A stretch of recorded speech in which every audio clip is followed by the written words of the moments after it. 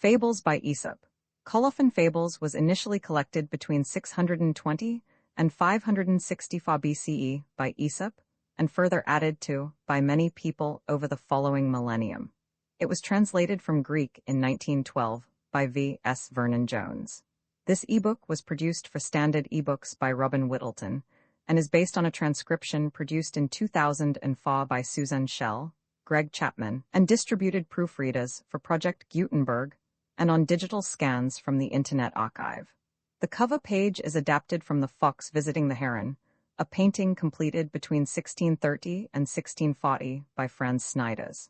The cover and title pages feature the League Spartan and Sots Mill Gaudi typefaces created in 2014 and 2009 by the League of Movable Type. This edition was released on April 19, 2025, 1:18 a.m., and is based on revision B1782C. The first edition of this ebook was released on July 22, 2018, 8:25 p.m. You can check for updates to this ebook, view its revision history, or download it for different e-reading systems at standardbooksorg/ebooks/aesop/fables/VS Vernon Jones. The volunteer-driven Standard eBooks project relies on readers like you to submit typos, corrections, and other improvements. Anyone can contribute at Standard Booksorg. The Fox and the Grapes. A hungry fox saw some fine bunches of grapes hanging from a vine that was trained along a high trellis, and did his best to reach them by jumping as high as he could into the air. But it was all in vain, for they were just out of reach. So he gave up trying, and walked away with an air of dignity and unconcern, remarking, "I thought those grapes were ripe, but I see now they are quite sour." The goose that laid the golden eggs. A man and his wife had the good fortune to possess a goose which laid a golden egg every day. Lucky though they were, they soon began to think they were not getting rich fast enough, and imagining the bird must be made of gold inside, they decided to kill it in order to secure the whole store of precious metal at once. But when they cut it open, they found it was just like any other goose. Thus, they neither got rich all at once, as they had hoped, nor enjoyed any longer the daily addition to their wealth. Much wants more and loses all. The cat and the mice. There was once a house that was overrun with mice. A cat heard of this and said to herself, "That's the place for me," and off she went and took up her quarters in the house, and caught the mice one by one and ate them. At last, the mice could stand it no longer, and they determined to take to their holes and stay there. "That's awkward," said the cat to herself. "The only thing to do is to coax them out by a trick."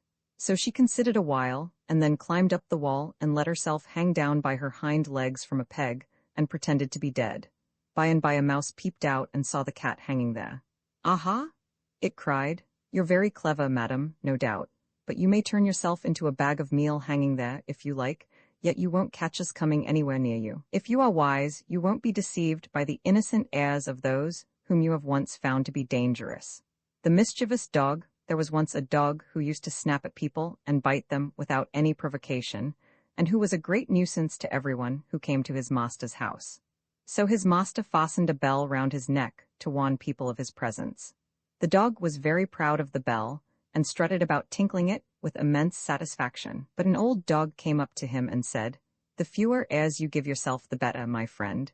You don't think, do you, that your bell was given you as a reward of merit? On the contrary, it is a badge of disgrace. Notoriety is often mistaken for fame. The charcoal burner and the fuller. There was once a charcoal burner who lived and worked by himself. A fuller, however, happened to come and settle in the same neighborhood, and the charcoal burner, having made his acquaintance and finding he was an agreeable sort of fellow, asked him if he would come and share his house. "We shall get to know one another better that way," he said, "and beside, our household expenses will be diminished." The fuller thanked him, but replied, "I couldn't think of it, sir. Why, everything I take such pains to whiten would be blackened in no time by your charcoal." The mice in council. Once upon a time, all the mice met together in council, and discussed the best means of securing themselves against the attacks of the cat. After several suggestions had been debated, a mouse of some standing and experience got up and said, "I think I have hit upon a plan which will ensure our safety in the future, provided you approve and carry it out. It is that we should fasten a bell round the neck of our enemy the cat, which will by its tinkling warn us of her approach." This proposal was warmly applauded, and it had been already decided to adopt it, when an old mouse got upon his feet and said, "I agree with you all that the plan before us is an admirable one, But may I ask who is going to bell the cat? The bat and the weasels. A bat fell to the ground and was caught by a weasel, and was just going to be killed and eaten when it begged to be let go. The weasel said he couldn't do that because he was an enemy of all birds on principle. Oh, but, said the bat, I'm not a bird at all, I'm a mouse. So you are, said the weasel, now I come to look at you, and he let it go. Some time after this, the bat was caught in just the same way by another weasel, and as before, begged for its life. No, said the weasel, I never let a mouse go by any chance. But I'm not a mouse, said the bat, I'm a bird. Why, so you are, said the weasel, and he too let the bat go. Look and see which way the wind blows before you commit yourself. The dog and the sow, a dog and a sow, were arguing, and each claimed that its own young ones were finer than those of any other animal. Well, said the sow at last, mine can see at any rate when they come into the world, but yours are born blind. The fox and the crow. A crow was sitting on a branch of a tree with a piece of cheese in her beak when a fox observed her and set his wits to work to discover some way of getting the cheese. Coming and standing under the tree, he looked up and said, What a noble bird I see above me! Her beauty is without equal, the hue of her plumage exquisite. If only her voice is as sweet as her looks are fair, she ought without doubt to be queen of the birds. The crow was hugely flattered by this, and just to show the fox that she could sing, she gave a loud caw. Down came the cheese, of course, and the fox, snatching it up, said, You have a voice, madam, I see. What you want is wits. The horse and the groom. There was once a groom who used to spend long hours clipping and combing the horse of which he had charge, but who daily stole a portion of his allowance of oats and sold it for his own profit. The horse gradually got into worse and worse condition, and at last cried to the groom, If you really want me to look sleek and well, you must comb me less and feed me more. The wolf and the lamb. A wolf came upon a lamb straying from the flock, and felt some compunction about taking the life of so helpless a creature without some plausible excuse. So he cast about for a grievance and said at last, Last year, sirrah, you grossly insulted me. That is impossible, sir, bleated the lamb, for I wasn't born then. Well, retorted the wolf, you feed in my pastures. That cannot be, replied the lamb, for I have never yet tasted grass. You drink from my spring then, continued the wolf. Indeed, sir, said the poor lamb, I have never yet drunk anything but my mother's milk. Well, anyhow, said the wolf, I'm not going without my dinner, and he sprang upon the lamb and devoured it without more ado. The peacock and the crane. A peacock taunted a crane with the dullness of her plumage. Look at my brilliant colors, said she, and see how much finer they are than your poor feathers. I am not denying, replied the crane, that yours are far gayer than mine, but when it comes to flying I can soar into the clouds, whereas you are confined to the earth like any dunghill cock. The cat and the birds. A cat heard that the birds in an aviary were ailing. So he got himself up as a doctor, and, taking with him a set of the instruments proper to his profession, presented himself at the door, and inquired after the health of the birds. We shall do very well, they replied, without letting him in, when we've seen the last of you. A villain may disguise himself, but he will not deceive the wise. The spendthrift and the swallow. A spendthrift, who had wasted his fortune, and had nothing left but the clothes in which he stood, saw a swallow one fine day in early spring. Thinking that summer had come, and that he could now do without his coat, he went and sold it for what it would fetch. A change, however, took place in the weather, and there came a sharp frost which killed the unfortunate swallow. When the spendthrift saw its dead body, he cried, Miserable bird, thanks to you I am perishing of cold myself. One swallow does not make summer. The old woman and the doctor. An old woman became almost totally blind from a disease of the eyes, and, after consulting a doctor, made an agreement with him in the presence of witnesses that she should pay him a high fee if he cured her, while if he failed, he was to receive nothing. The doctor accordingly prescribed a course of treatment, and every time he paid her a visit, he took away with him some article out of the house, until at last, when he visited her for the last time, and the cure was complete, there was nothing left. When the old woman saw that the house was empty, she refused to pay him his fee, and, after repeated refusals on her part, he sued her before the magistrates for payment of her debt. On being brought into court, she was ready with her defense. The claimant, said she, has stated the facts about our agreement correctly. I undertook to pay him a fee if he cured me, and he, on his part, promised to charge nothing if he failed. Now, he says I am cured, but I say that I am blinder than ever, and I can prove what I say. When my eyes were bad, I could at any rate see well enough to be aware that my house contained a certain amount of furniture and other things, but now, when according to him I am cured, I am entirely unable to see anything there at all. The moon and her mother. The moon once begged her mother to make her a gown. "How can I?" replied she. "There's no fitting your figure. At one time you're a new moon, and at another you're a full moon, and between whiles you're neither one nor the other." Mercury and the woodman. A woodman was felling a tree on the bank of a river, when his axe, glancing off the trunk, flew out of his hands and fell into the water. As he stood by the water's edge lamenting his loss, Mercury appeared and asked him the reason for his grief, and on learning what had happened, out of pity for his distress he dived into the river, and, bringing up a golden axe, asked him if that was the one he had lost. The woodman replied that it was not, and Mercury then dived a second time, and, bringing up a silver axe, asked if that was his. "No, that is not mine either," said the woodman. Once more Mercury dived into the river, and brought up the missing axe. The woodman was overjoyed at recovering his property, and thanked his benefactor warmly, and the latter was so pleased with his honesty that he made him a present of the other 2 axes. When the woodman told the story to his companions, one of these was filled with envy of his good fortune, and determined to try his luck for himself. So he went and began to fell a tree at the edge of the river, and presently contrived to let his axe drop into the water. Mercury appeared as before, and on learning that his axe had fallen in, he dived and brought up a golden axe, as he had done on the previous occasion. Without waiting to be asked whether it was his or not, the fellow cried, that's mine," and stretched out his hand eagerly for the prize. But Mercury was so disgusted at his dishonesty that he not only declined to give him the golden axe, but also refused to recover for him the one he had let fall into the stream.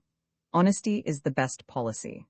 The ass, the fox, and the lion. An ass and a fox went into partnership, and sallied out to forage for food together. They hadn't gone far before they saw a lion coming their way, at which they were both dreadfully frightened. But the fox thought he saw a way of saving his own skin, and went boldly up to the lion, and whispered in his ear, "I'll manage that you shall get hold of the ass without the trouble of stalking him, if you'll promise to let me go free." The lion agreed to this, and the fox then rejoined his companion, and contrived before long to lead him by a hidden pit, which some hunter had dug as a trap for wild animals, and into which he fell. When the lion saw that the ass was safely caught and couldn't get away, it was to the fox that he first turned his attention, and he soon finished him off, and then at his leisure proceeded to feast upon the ass. Betray a friend, and you'll often find you have ruined yourself. The lion and the mouse. A lion asleep in his lair was waked up by a mouse running over his face. Losing his temper, he seized it with his paw and was about to kill it. The mouse, terrified, piteously entreated him to spare its life.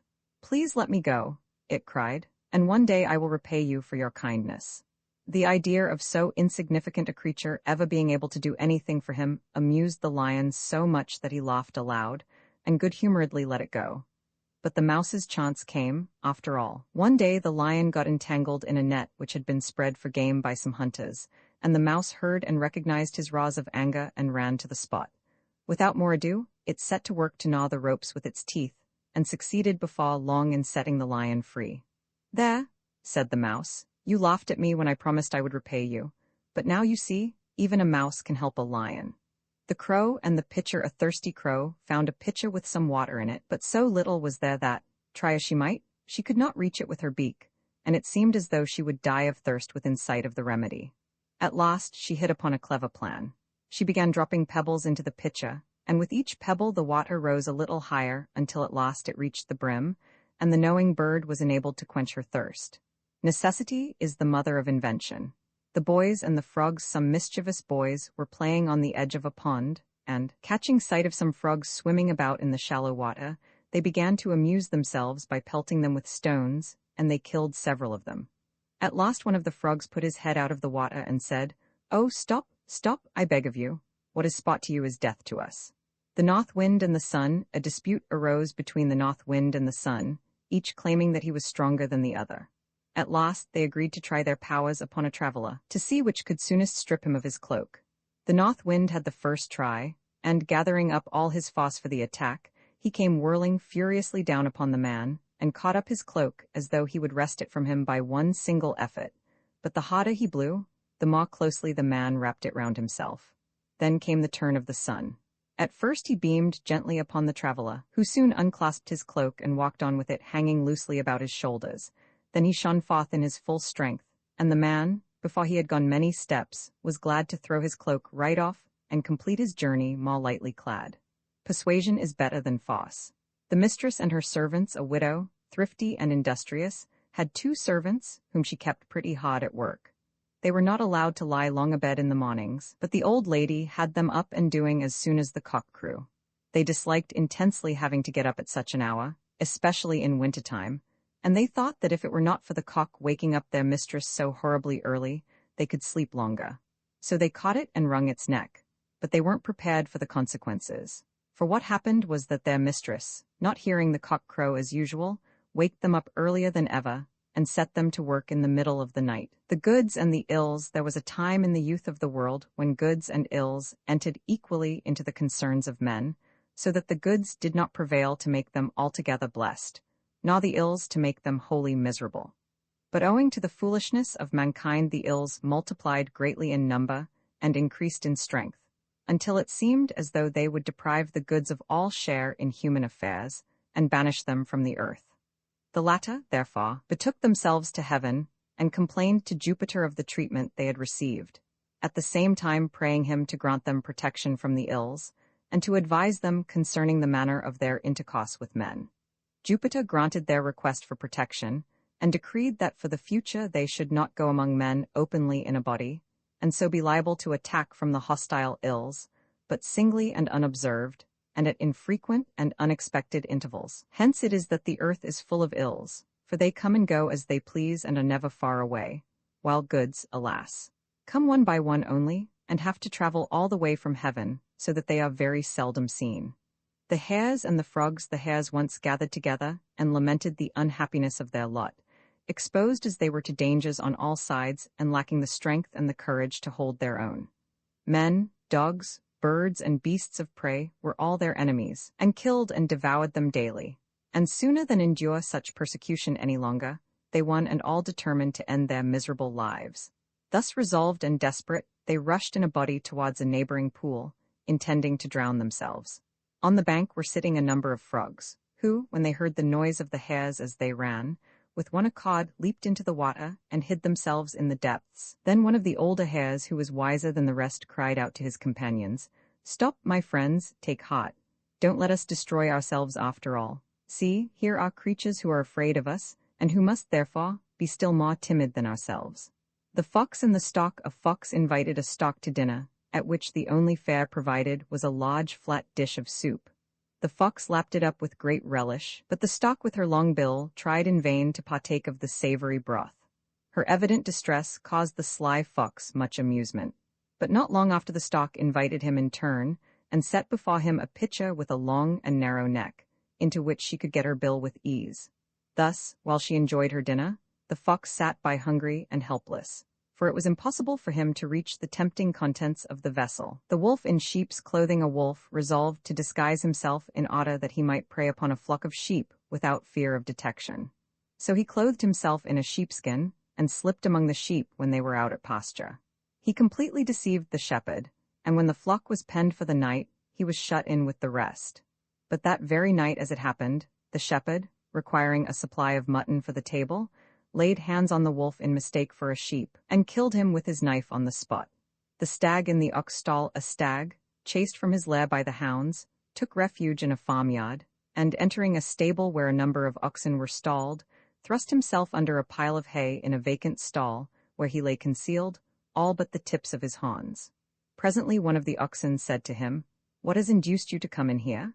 Aren't you aware of the risk you are running of being captured by the herdsmen?" To which he replied, "Pray let me stay for the present. When night comes, I shall easily escape under cover of the dark." In the course of the afternoon, more than one of the farmhands came in to attend to the wants of the cattle, but not one of them noticed the presence of the stag, who accordingly began to congratulate himself on his escape and to express his gratitude to the oxen. "We wish you well," said the one who had spoken before, "but you are not out of danger yet. If the master comes, you will certainly be found out, for nothing ever escapes his keen eyes." Presently, sure enough, in he came, and made a great to-do about the way the oxen were kept. "The beasts are starving," he cried. "Here, give them more hay, and put plenty of litter under them." As he spoke, he seized an armful himself from the pile where the stag lay concealed, and at once detected him.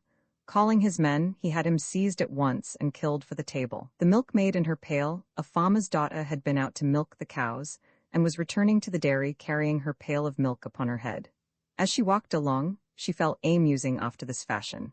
The milk in this pail will provide me with cream, which I will make into butter and take to market to sell.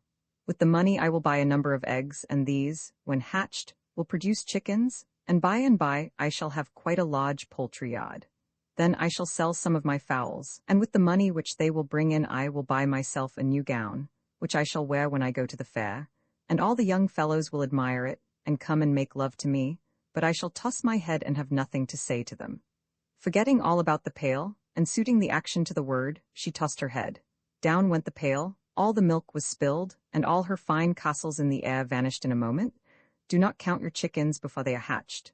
The dolphins, the whales, and the sprat the dolphins quarreled with the whales, and before very long they began fighting with one another.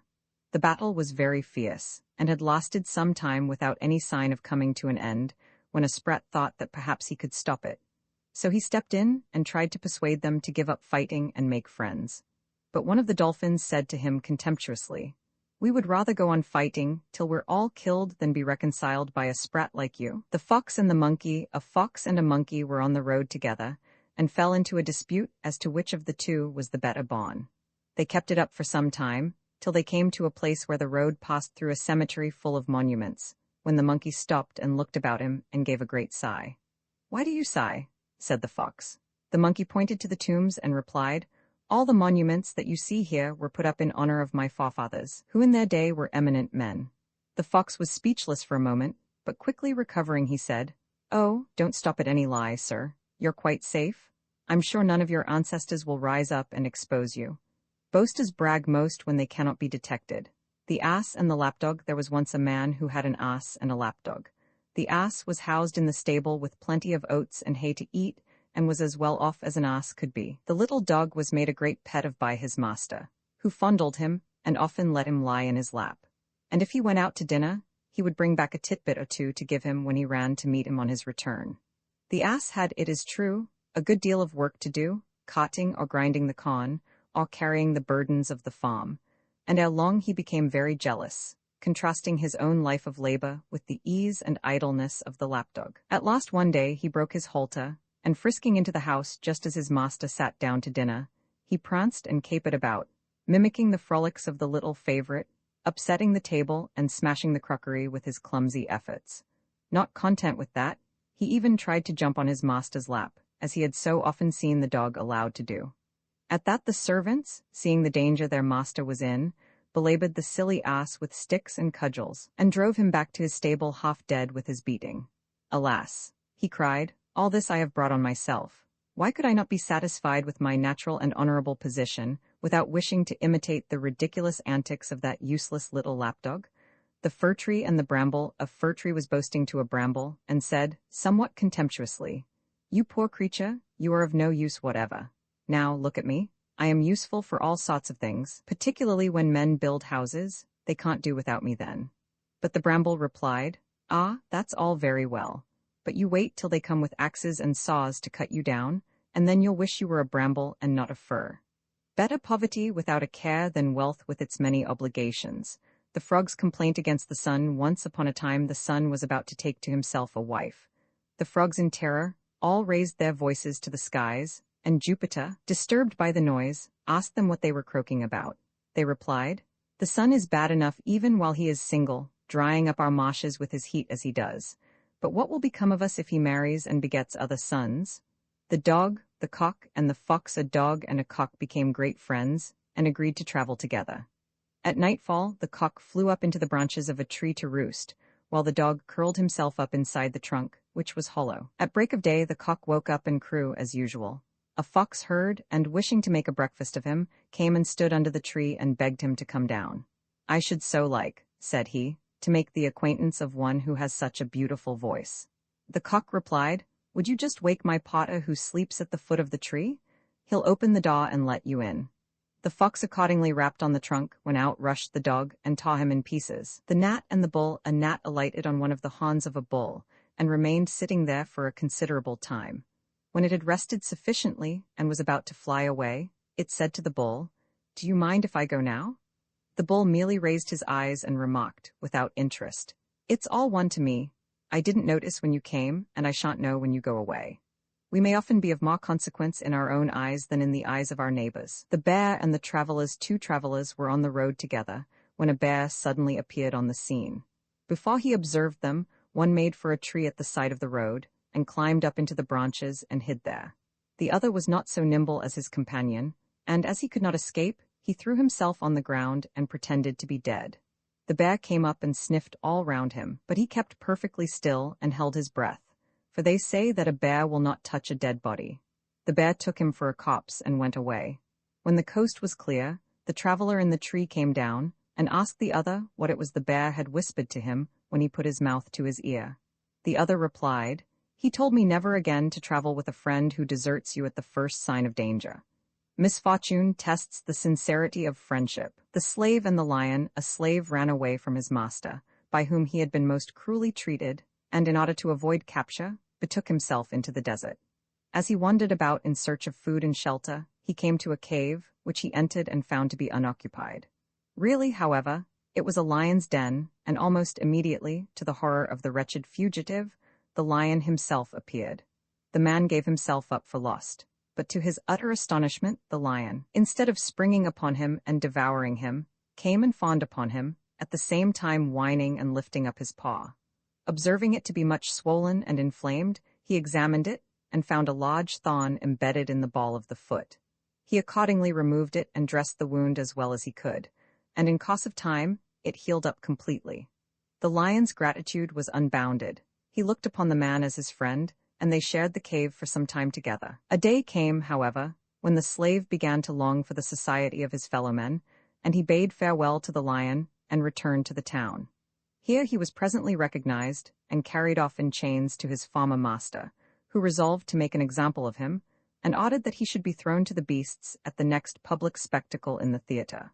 On the fatal day, the beasts were loosed into the arena, and among the rest a lion of huge bulk and ferocious aspect, and then the wretched slave was cast in among them.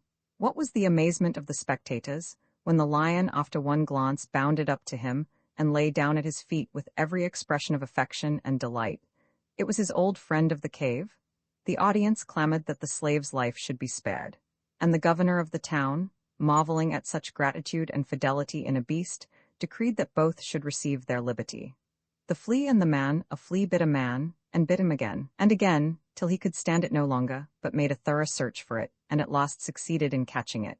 Holding it between his finger and thumb, he said, or rather shouted, so angry was he, "Who are you, pray, you wretched little creature, that you make so free with my person?" The flea, terrified, whimpered in a weak little voice, "Oh, sir, pray let me go, don't kill me. I am such a little thing that I can't do you much harm." But the man laughed and said, "I am going to kill you now, at once. Whatever is bad has got to be destroyed, no matter how slight the harm it does. Do not waste your pity on a scamp." The bee and Jupiter, a queen bee from Hymettus, flew up to Olympus with some fresh honey from the hive as a present to Jupiter, who was so pleased with the gift that he promised to give her anything she liked to ask for. She said she would be very grateful if he would give stings to the bees, to kill people who robbed them of their honey. Jupiter was greatly displeased with this request, for he loved mankind, but he had given his word, so he said that stings they should have. The stings he gave them, however, were of such a kind that whenever a bee stings a man, the sting is left in the wound, and the bee dies. Evil wishes, like fowls, come home to roost. The oak and the reeds and oak that grew on the bank of a river was uprooted by a severe gale of wind and thrown across the stream. It fell among some reeds growing by the water and said to them, "How is it that you, who are so frail and slender, have managed to weather the storm, whereas I, with all my strength, have been torn up by the roots and hurled into the river?" "You were stubborn," came the reply, "and fought against the storm, which proved stronger than you, but we bow and yield to every breeze, and thus the gale passed harmlessly over our heads." The blind man and the cub. There was once a blind man who had so fine a sense of touch that, when any animal was put into his hands, he could tell what it was merely by the feel of it.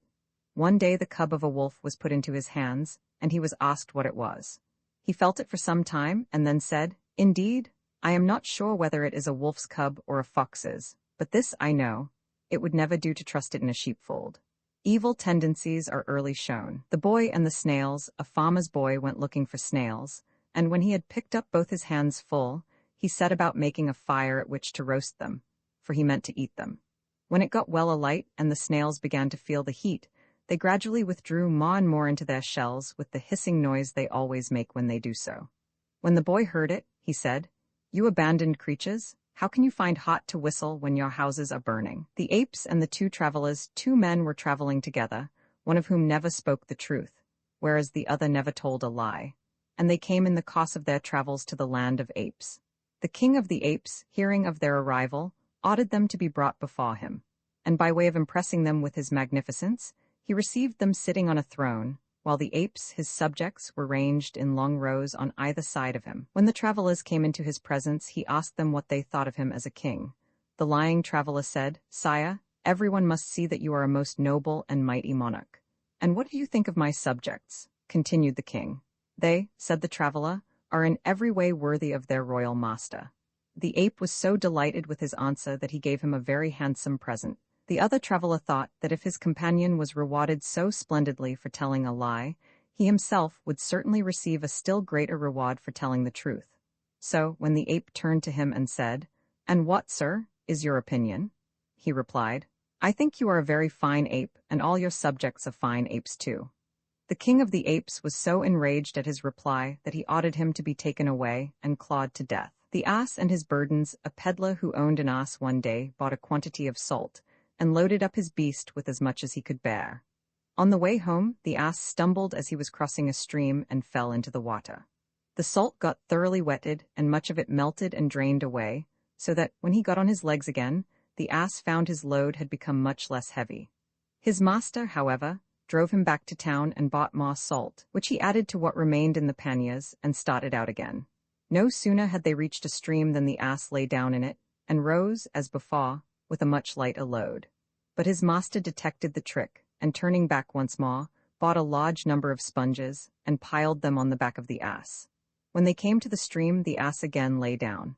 But this time, as the sponges soaked up large quantities of water, he found, when he got up on his legs, that he had a bigger burden to carry than ever.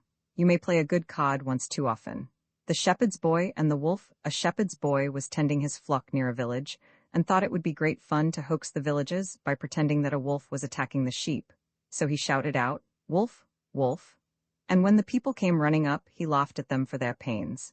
He did this more than once, and every time the villagers found they had been hoaxed, for there was no wolf at all. At last a wolf really did come, and the boy cried, "Wolf, wolf," as loud as he could, but the people were so used to hearing him call that they took no notice of his cries for help.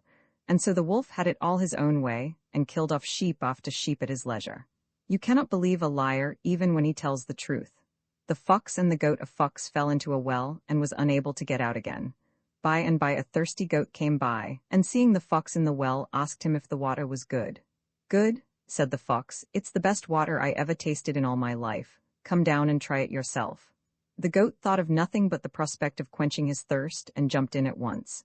When he had had enough to drink, he looked about, like the fox, for some way of getting out, but could find none. Presently the fox said, "I have an idea. You stand on your hind legs, and plant your forelegs firmly against the side of the well, and then I'll climb onto your back, and from there, by stepping on your horns, I can get out. And when I'm out, I'll help you out too." The goat did as he was requested, and the fox climbed onto his back and so out of the well, and then he coolly walked away. The goat called loudly after him and reminded him of his promise to help him out, but the fox merely turned and said, "If you had as much sense in your head as you have hair in your beard, you wouldn't have got into the well without making certain that you could get out again. Look before your leap." The fisherman and the sprat. A fisherman cast his net into the sea, and when he drew it up again, it contained nothing but a single sprat that begged to be put back into the water. "I'm only a little fish now," it said, "but I shall grow big one day, and then if you come and catch me again, I shall be of some use to you." But the fisherman replied, "Oh no, I shall keep you now I've got you. If I put you back, should I ever see you again? Not likely." The boasting traveler. A man once went abroad on his travels, and when he came home he had wonderful tales to tell of the things he had done in foreign countries. Among other things, he said he had taken part in a jumping match at Rhodes, and had done a wonderful jump which no one could beat. "Just go to Rhodes and ask them," he said. "Everyone will tell you it's true. But one of those who were listening said, "If you can jump as well as all that, we needn't go to Rhodes to prove it. Let's just imagine this is Rhodes for a minute, and now jump?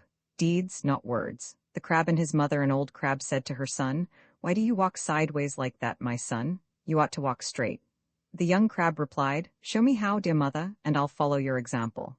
The old crab tried, but tried in vain, and then saw how foolish she had been to find fault with her child. Example is better than precept. The ass and his shadow. A certain man hired an ass for a journey in summertime, and started out with the owner following behind to drive the beast. By and by, in the heat of the day, they stopped to rest, and the traveler wanted to lie down in the ass's shadow, but the owner, who himself wished to be out of the sun, wouldn't let him do that, for he said he had hired the ass only, and not his shadow. The other maintained that his bargain secured him complete control of the ass for the time being. From words they came to blows, and while they were belaboring each other, the ass took to his heels and was soon out of sight. The farmer and his sons, a farmer, being at death's door, and desiring to impart to his sons a secret of much moment, called them round him and said, "My sons, I am shortly about to die. I would have you know, therefore, that in my vineyard there lies a hidden treasure. Dig, and you will find it." As soon as their father was dead, the sons took spade and fork and turned up the soil of the vineyard over and over again in their search for the treasure which they supposed to lie buried there. They found none, however, but the vines, after so thorough a digging, produced a crop such as had never before been seen. The dog and the cook, a rich man, once invited a number of his friends and acquaintances to a banquet. His dog thought it would be a good opportunity to invite another dog, a friend of his, so he went to him and said, "My master is giving a feast. There'll be a fine spread, so come and dine with me tonight." The dog thus invited came, and when he saw the preparations being made in the kitchen, he said to himself, "My word, I'm in luck. I'll take care to eat enough tonight to last me 2 or 3 days." At the same time he wagged his tail briskly, by way of showing his friend how delighted he was to have been asked. But just then the cook caught sight of him, and, in his annoyance at seeing a strange dog in the kitchen, caught him up by the hind legs and threw him out of the window. He had a nasty fall, and limped away as quickly as he could, howling dismally. Presently some other dogs met him and said, "Well, what sort of a dinner did you get?" To which he replied, "I had a splendid time, the wine was so good, and I drank so much of it, that I really don't remember how I got out of the house." Be shy of favors bestowed at the expense of others. The monkey as king at a gathering of all the animals, the monkey danced and delighted them so much that they made him their king. The fox, however, was very much disgusted at the promotion of the monkey. So having one day found a trap with a piece of meat in it, he took the monkey there and said to him, "Here is a dainty morsel I have found, sire. I did not take it myself, because I thought it ought to be reserved for you, our king. Will you be pleased to accept it?" The monkey made at once for the meat and got caught in the trap. Then he bitterly reproached the fox for leading him into danger. But the fox only laughed and said, "O monkey, you call yourself king of the beasts and haven't more sense than to be taken in like that." The thieves and the cock. Some thieves broke into a house and found nothing worth taking except a cock, which they seized and carried off with them. When they were preparing their supper, one of them caught up the cock and was about to wring his neck when he cried out for mercy and said, "Pray do not kill me. You will find me a most useful bird, for I rouse honest men to their work in the morning by my crowing." But the thief replied with some heat, "Yes, I know you do, making it still harder for us to get a livelihood. Into the pot you go." The farmer and fortune. A farmer was plowing one day on his farm when he turned up a pot of golden coins with his plow. He was overjoyed at his discovery, and from that time Thoth made an offering daily at the shrine of the goddess of the earth. Fortune was displeased at this, and came to him and said, "My man, why do you give earth the credit for the gift which I bestowed upon you? You never thought of thanking me for your good luck, but should you be unlucky enough to lose what you have gained, I know very well that I, Fortune, should then come in for all the blame. Show gratitude where gratitude is due." Jupiter and the monkey. Jupiter issued a proclamation to all the beasts, and offered a prize to the one who, in his judgment, produced the most beautiful offspring. Among the rest came the monkey, carrying a baby monkey in her arms, a hairless, flat-nosed little fright. When they saw it, the gods all burst into peal on peal of laughter, but the monkey hugged her little one to her and said, "Jupiter may give the prize to whomsoever he likes, but I shall always think my baby the most beautiful of them all." Father and sons. A certain man had several sons who were always quarreling with one another, and try as he might, he could not get them to live together in harmony. So he determined to convince them of their folly by the following means. Bidding them fetch a bundle of sticks, he invited each in turn to break it across his knee. All tried and all failed, and then he undid the bundle and handed them the sticks one by one, when they had no difficulty at all in breaking them. "There, my boys," said he, "united you will be more than a match for your enemies. But if you quarrel and separate, your weakness will put you at the mercy of those who attack you. Union is strength." The lamp, a lamp, well filled with oil, burned with a clear and steady light, and began to swell with pride and boast that it shone more brightly than the sun himself. Just then, a puff of wind came and blew it out. Someone struck a match and lit it again, and said, "You just keep a light and never mind the sun. Why, even the stars never need to be relit as you had to be just now." The owl and the birds. The owl is a very wise bird, and once, long ago, when the first oak sprouted in the forest, she called all the other birds together and said to them, "You see this tiny tree? If you take my advice, you will destroy it now when it is small, for when it grows big, the mistletoe will appear upon it, from which bird-lime will be prepared for your destruction." Again, when the first flax was sown, she said to them, "Go and eat up that seed, for it is the seed of the flax, out of which men will one day make nets to catch you." Once more, when she saw the first archer, she warned the birds that he was their deadly enemy, who would wing his arrows with their own feathers and shoot them. But they took no notice of what she said. In fact, they thought she was rather mad, and laughed at her. When, however, everything turned out as she had foretold, they changed their minds and conceived a great respect for her wisdom. Hence, whenever she appears, the birds attend upon her in the hope of hearing something that may be for their good. She, however, gives them advice no longer, but sits moping and pondering on the folly of her kind. The ass in the lion's skin. An ass found a lion's skin, and dressed himself up in it. Then he went about frightening everyone he met, for they all took him to be a lion, men and beasts alike, and took to their heels when they saw him coming. Elated by the success of his trick, he loudly brayed in triumph. The fox heard him, and recognized him at once for the ass he was, and said to him, "Oh ho, my friend, it's you, is it? I, too, should have been afraid if I hadn't heard your voice." The she-goats and their beards. Jupiter granted beards to the she-goats at their own request, much to the disgust of the he-goats, who considered this to be an unwarrantable invasion of their rights and dignities. So they sent a deputation to him to protest against his action. He, however, advised them not to raise any objections. "What's in a tuft of hair?" said he. "Let them have it if they want it. They can never be a match for you in strength." The old lion, a lion, enfeebled by age and no longer able to procure food for himself by force, determined to do so by cunning. Betaking himself to a cave, he lay down inside and feigned to be sick, and whenever any of the other animals entered to inquire after his health, he sprang upon them and devoured them.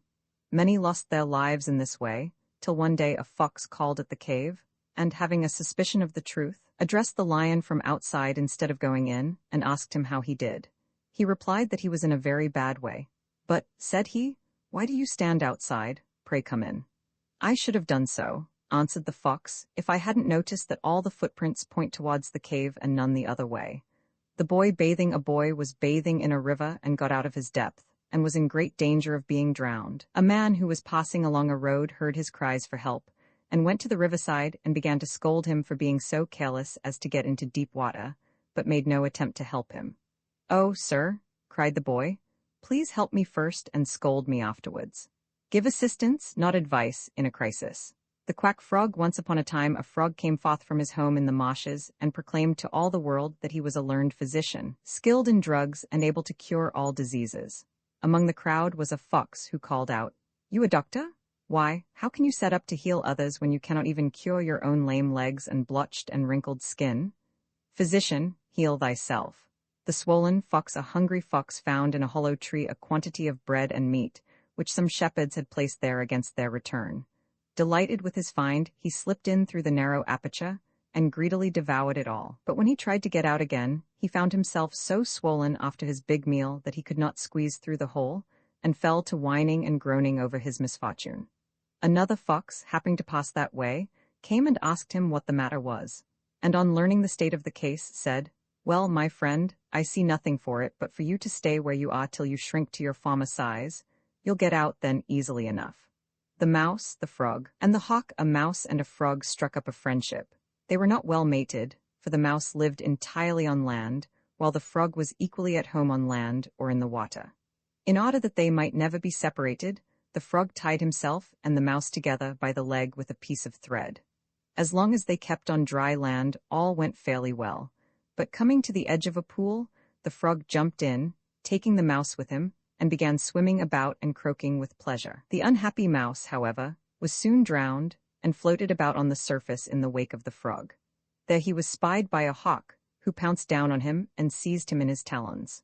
The frog was unable to loose the knot which bound him to the mouse, and thus was carried off along with him and eaten by the hawk.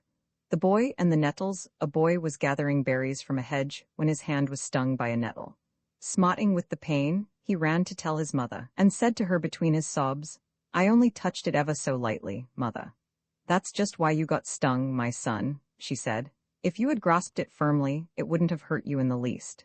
The peasant and the apple tree. A peasant had an apple tree growing in his garden, which bore no fruit, but merely served to provide a shelter from the heat for the sparrows and grasshoppers which sat and chirped in its branches.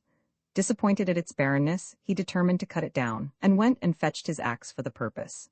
But when the sparrows and the grasshoppers saw what he was about to do, they begged him to spare it, and said to him, "If you destroy the tree, we shall have to seek shelter elsewhere, and you will no longer have our merry chirping to enliven your work in the garden." He, however, refused to listen to them, and set to work with a wilta cut through the trunk. A few strokes showed that it was hollow inside, and contained a swarm of bees and a large store of honey. Delighted with his find, he threw down his axe, saying, "The old tree is worth keeping after all. Utility is most men's test of worth." The jackdaw and the pigeons. A jackdaw, watching some pigeons in a farmyard, was filled with envy when he saw how well they were fed, and determined to disguise himself as one of them, in order to secure a share of the good things they enjoyed. So he painted himself white from head to foot and joined the flock. And so long as he was silent, they never suspected that he was not a pigeon like themselves. But one day he was unwise enough to start chattering, when they at once saw through his disguise and pecked him so unmercifully that he was glad to escape and join his own kind again. But the other jackdaws did not recognize him in his white dress, and would not let him feed with them, but drove him away, and so he became a homeless wanderer for his pains. Jupiter and the tortoise. Jupiter was about to marry a wife, and determined to celebrate the event by inviting all the animals to a banquet. They all came except the tortoise, who did not put in an appearance, much to Jupiter's surprise. So when he next saw the tortoise, he asked him why he had not been at the banquet. "I don't care for going out," said the tortoise. "There's no place like home." Jupiter was so much annoyed by this reply that he decreed that from that time forth the tortoise should carry his house upon his back, and never be able to get away from home even if he wished to. The dog in the manger. A dog was lying in a manger on the hay which had been put there for the cattle, and when they came and tried to eat, he growled and snapped at them, and wouldn't let them get at their food. "What a selfish beast," said one of them to his companions. "He can't eat himself, and yet he won't let those eat who can." The 2 bags. Every man carries 2 bags about with him, one in front and one behind, and both are packed full of faults. The bag in front contains his neighbor's faults, the one behind his own. Hence it is that men do not see their own faults, but never fail to see those of others. The oxen and the axletrees. A pair of oxen were drawing a heavily loaded wagon along the highway, and, as they tugged and strained at the yoke, the axletrees creaked and groaned terribly. This was too much for the oxen, who turned round indignantly and said, "Hullo, you there? Why do you make such a noise when we do all the work?" They complain most who suffer least. The boy and the filberts. A boy put his hand into a jar of filberts and grasped as many as his fist could possibly hold. But when he tried to pull it out again, he found he couldn't do so, for the neck of the jar was too small to allow of the passage of so large a handful. Unwilling to lose his nuts but unable to withdraw his hand, he burst into tears. A bystander, who saw where the trouble lay, said to him, "Come, my boy, don't be so greedy. Be content with half the amount, and you'll be able to get your hand out without difficulty. Do not attempt too much at once." The frogs asking for a king. Time was when the frogs were discontented because they had no one to rule over them. So they sent a deputation to Jupiter to ask him to give them a king. Jupiter, despising the folly of their request, cast a log into the pool where they lived, and said that that should be their king. The frogs were terrified at first by the splash, and scuttled away into the deepest parts of the pool. But by and by, when they saw that the log remained motionless, one by one they ventured to the surface again, and before long, growing bolder, they began to feel such contempt for it that they even took to sitting upon it. Thinking that a king of that sort was an insult to their dignity, they sent to Jupiter a second time, and begged him to take away the sluggish king he had given them, and to give them another and a better one. Jupiter, annoyed at being pestered in this way, sent a stork to rule over them, who no sooner arrived among them than he began to catch and eat the frogs as fast as he could. The olive tree and the fig tree and olive tree taunted a fig tree with the loss of her leaves at a certain season of the year. "You," she said, "lose your leaves every autumn and are bare till the spring, whereas I, as you see, remain green and flourishing all the year round." Soon afterwards there came a heavy fall of snow, which settled on the leaves of the olive so that she bent and broke under the weight, but the flakes fell harmlessly through the bare branches of the fig, which survived to bear many another crop. The lion and the boar one hot and thirsty day in the height of summer, a lion and a boar came down to a little spring at the same moment to drink. In a trice they were quarreling as to who should drink first. The quarrel soon became a fight, and they attacked one another with the utmost fury. Presently, stopping for a moment to take breath, they saw some vultures seated on a rock above, evidently waiting for one of them to be killed, when they would fly down and feed upon the carcass. The sight sobered them at once, and they made up their quarrel, saying, "We had much better be friends than fight and be eaten by vultures." The walnut tree, a walnut tree, which grew by the roadside, bore every year a plentiful crop of nuts. Everyone who passed by pelted its branches with sticks and stones, in order to bring down the fruit, and the tree suffered severely. "It is hard," it cried, "that the very persons who enjoy my fruit should thus reward me with insults and blows."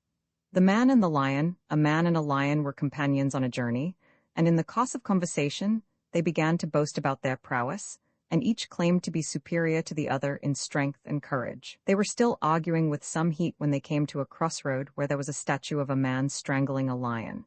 "There," said the man triumphantly, "look at that.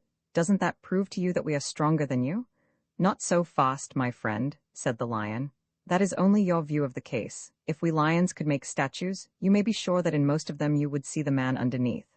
There are two sides to every question. The tortoise and the eagle. A tortoise, discontented with his lowly life, and envious of the birds he saw disporting themselves in the air, begged an eagle to teach him to fly.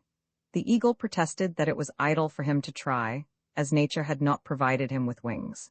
But the tortoise pressed him with entreaties and promises of treasure, insisting that it could only be a question of learning the craft of the air. So at length the eagle consented to do the best he could for him, and picked him up in his talons. Soaring with him to a great height in the sky, he then let him go, and the wretched tortoise fell headlong and was dashed to pieces on a rock. The kid on the housetop, a kid climbed up onto the roof of an outhouse, attracted by the grass and other things that grew in the thatch, and as he stood there browsing away, he caught sight of a wolf passing below, and jeered at him because he couldn't reach him. The wolf only looked up and said, "I hear you, my young friend, but it is not you who mock me, but the roof on which you are standing." The fox without a tail. A fox once fell into a trap, and after a struggle managed to get free, but with the loss of his brush.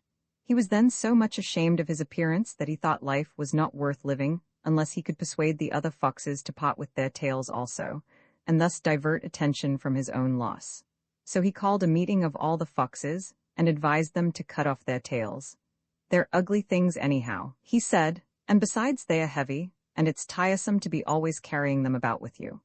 But one of the other foxes said, "My friend, if you hadn't lost your own tail, you wouldn't be so keen on getting us to cut off ours." The vain jackdaw Jupiter announced that he intended to appoint a king over the birds, and named a day on which they were to appear before his throne, when he would select the most beautiful of them all to be their ruler. Wishing to look their best on the occasion, they repaired to the banks of a stream, where they busied themselves in washing and preening their feathers. The jackdaw was there along with the rest, and realized that, with his ugly plumage, he would have no chance of being chosen as he was. So he waited till they were all gone, and then picked up the most gaudy of the feathers they had dropped, and fastened them about his own body, with the result that he looked gayer than any of them. When the appointed day came, the birds assembled before Jupiter's throne, and after passing them in review, he was about to make the jackdaw king, when all the rest set upon the king-elect, stripped him of his borrowed plumes, and exposed him for the jackdaw that he was. The traveler and his dog. A traveler was about to start on a journey, and said to his dog, who was stretching himself by the door, "Come, what are you yawning for? Hurry up and get ready, I mean you to go with me. But the dog merely wagged his tail and said quietly, I'm ready, master. It's you I'm waiting for. The shipwrecked man and the sea. A shipwrecked man cast up on the beach fell asleep after his struggle with the waves. When he woke up, he bitterly reproached the sea for its treachery in enticing men with its smooth and smiling surface.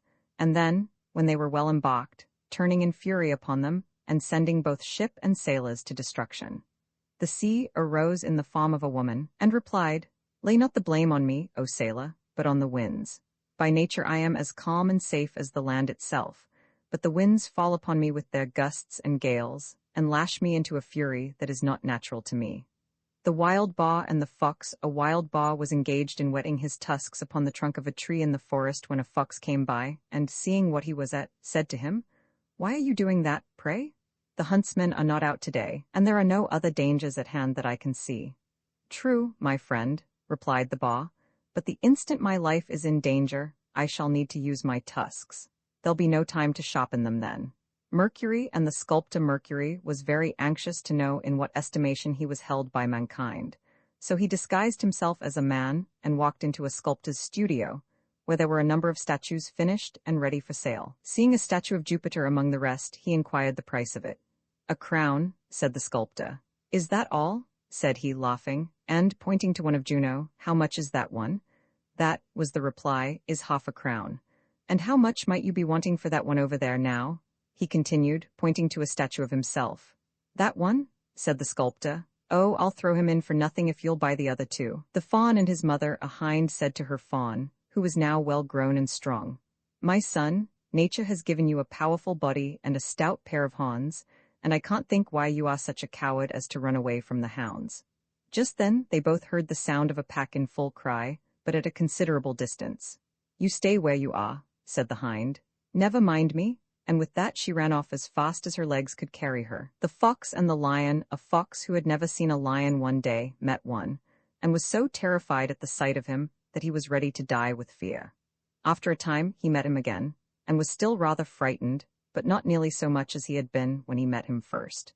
But when he saw him for the third time, he was so far from being afraid that he went up to him and began to talk to him as if he had known him all his life. The eagle and his captor. A man once caught an eagle, and after clipping his wings turned him loose among the fowls in his henhouse, where he moped in a corner, looking very dejected and forlorn. After a while his captor was glad enough to sell him to a neighbor, who took him home and let his wings grow again. As soon as he had recovered the use of them, the eagle flew out and caught a hare, which he brought home and presented to his benefactor. A fox observed this, and said to the eagle, Don't waste your gifts on him. Go and give them to the man who first caught you, make him your friend, and then perhaps he won't catch you and clip your wings a second time. The blacksmith and his dog. A blacksmith had a little dog, which used to sleep when his master was at work, but was very wide awake indeed when it was time for meals. One day his master pretended to be disgusted at this, and when he had thrown him a bone as usual, he said, What on earth is the good of a lazy cur like you? When I am hammering away at my anvil, you just curl up and go to sleep. But no sooner do I stop for a mouthful of food than you wake up and wag your tail to be fed.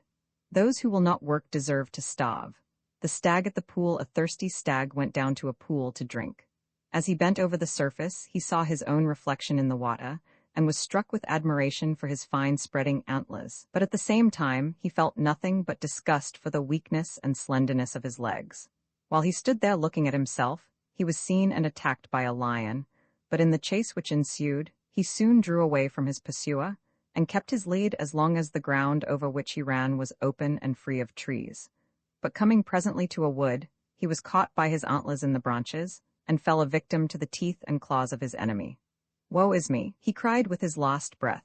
I despised my legs, which might have saved my life, but I gloried in my horns, and they have proved my ruin. What is worth most is often valued least. The dog and the shadow. A dog was crossing a plank bridge over a stream with a piece of meat in his mouth, when he happened to see his own reflection in the water. He thought it was another dog with a piece of meat twice as big, so he let go his own, and flew at the other dog to get the larger piece. But of course, all that happened was that he got neither, for one was only a shadow, and the other was carried away by the current. Mercury and the tradesman. When Jupiter was creating man, he told Mercury to make an infusion of lies, and to add a little of it to the other ingredients which went to the making of the tradesman. Mercury did so, and introduced an equal amount into each in turn, the tallow chandler, and the greengrocer, and the haberdasher, and all, till he came to the horse dealer, who was last on the list, when, finding that he had a quantity of the infusion still left, he put it all into him. This is why all tradesmen lie more or less, but they none of them lie like a horse dealer. The mice and the weasels, there was war between the mice and the weasels, in which the mice always got the worst of it, numbers of them being killed and eaten by the weasels. So they called a council of war, in which an old mouse got up and said, "It's no wonder we are always beaten, for we have no generals to plan our battles and direct our movements in the field." Acting on his advice, they chose the biggest mice to be their leaders, and these, in order to be distinguished from the rank and file, provided themselves with helmets bearing large plumes of straw. They then led out the mice to battle, confident of victory, but they were defeated as usual, and were soon scampering as fast as they could to their holes. All made their way to safety without difficulty, except the ladders, who were so hampered by the badges of their rank that they could not get into their holes, and fell easy victims to their pursuers. Greatness carries its own penalties. The peacock and Juno, the peacock was greatly discontented because he had not a beautiful voice like the nightingale, and he went and complained to Juno about it. "The nightingale's song," said he, "is the envy of all the birds, but whenever I utter a sound I become a laughingstock." The goddess tried to console him by saying, "You have not, it is true, the power of song, but then you far excel all the rest in beauty. Your neck flashes like the emerald and your splendid tail is a marvel of gorgeous color." But the peacock was not appeased. "What is the use," said he, "of being beautiful, with a voice like mine?" Then Juno replied, with a shade of sternness in her tones, "Fate has allotted to all their destined gifts, to yourself beauty, to the eagle's strength, to the nightingale's song, and so on to all the rest in their degree. But you alone are dissatisfied with your portion. Make, then, no more complaints, for if your present wish were granted, you would quickly find cause for fresh discontent." The bear and the fox. A bear was once bragging about his generous feelings, and saying how refined he was compared with other animals. There is, in fact, a tradition that a bear will never touch a dead body. A fox, who heard him talking in this strain, smiled and said, "My friend, when you are hungry, I only wish you would confine your attention to the dead and leave the living alone." A hypocrite deceives no one but himself. The ass and the old peasant. An old peasant was sitting in a meadow watching his ass, which was grazing close by, when all of a sudden he caught sight of armed men stealthily approaching. He jumped up in a moment and begged the ass to fly with him as fast as he could, "Or else," said he, "we shall both be captured by the enemy." But the ass just looked round lazily and said, "And if so, do you think they'll make me carry heavier loads than I have to now?" "No," said his master. "Oh, well then," said the ass, "I don't mind if they do take me, for I shan't be any worse off." The ox and the frog. Two little frogs were playing about at the edge of a pool when an ox came down to the water to drink, and by accident trod on one of them and crushed the life out of him. When the old frog missed him, she asked his brother where he was. "He is dead, mother," said the little frog. "An enormous big creature with 4 legs came to our pool this morning and trampled him down in the mud." "Enormous, was he? Was he as big as this?" said the frog, puffing herself out to look as big as possible. "Oh, yes, much bigger," was the answer. The frog puffed herself out still more. "Was he as big as this?" said she. "Oh, yes, yes, mother, much bigger," said the little frog, and yet again she puffed and puffed herself out till she was almost as round as a ball. "As big as he?" she began, but then she burst. The man and the image. A poor man had a wooden image of a god, to which he used to pray daily for riches. He did this for a long time, but remained as poor as ever, till one day he caught up the image in disgust and hurled it with all his strength against the wall. The force of the blow split open the head, and a quantity of gold coins fell out upon the floor. The man gathered them up greedily, and said, "Oh, you old fraud, you! When I honored you, you did me no good whatever. But no sooner do I treat you to insults and violence than you make a rich man of me." Hercules and the wagoner. A wagoner was driving his team along a muddy lane with a full load behind them, when the wheels of his wagon sank so deep in the mire that no efforts of his horses could move them. As he stood there, looking helplessly on, and calling loudly at intervals upon Hercules for assistance, the god himself appeared and said to him, "Put your shoulder to the wheel, man, and goad on your horses, and then you may call on Hercules to assist you. If you won't lift a finger to help yourself, you can't expect Hercules or anyone else to come to your aid. Heaven helps those who help themselves." The pomegranate, the apple tree, and the bramble, a pomegranate and an apple tree, were disputing about the quality of their fruits, and each claimed that its own was the better of the two. High words passed between them, and a violent quarrel was imminent, when a bramble impudently poked its head out of a neighboring hedge and said, "There, that's enough, my friends, don't let us quarrel." The lion, the bear, and the fox, a lion and a bear, were fighting for possession of a kid, which they had both seized at the same moment. The battle was long and fierce, and at length both of them were exhausted, and lay upon the ground severely wounded and gasping for breath. A fox had all the time been prowling round and watching the fight, and when he saw the combatants lying there too weak to move, he slipped in and seized the kid, and ran off with it. They looked on helplessly, and one said to the other, "Here we've been mauling each other all this while, and no one the better for it except the fox." The blackamoor, a man once bought an Ethiopian slave, who had a black skin like all Ethiopians, but his new master thought his color was due to his late owners having neglected him, and that all he wanted was a good scrubbing. So he set to work with plenty of soap and hot water, and rubbed away at him with a will, but all to no purpose. His skin remained as black as ever, while the poor wretch all but died from the cold he caught. The two soldiers and the robber, two soldiers traveling together, were set upon by a robber. One of them ran away, but the other stood his ground, and laid about him so lustily with his sword that the robber was fain to fly and leave him in peace. When the coast was clear, the timid one ran back, and, flourishing his weapon, cried in a threatening voice, "Where is he? Let me get at him, and I'll soon let him know whom he's got to deal with." But the other replied, "You are a little late, my friend. I only wish you had backed me up just now, even if you had done no more than speak, for I should have been encouraged, believing your words to be true. As it is, calm yourself, and put up your sword.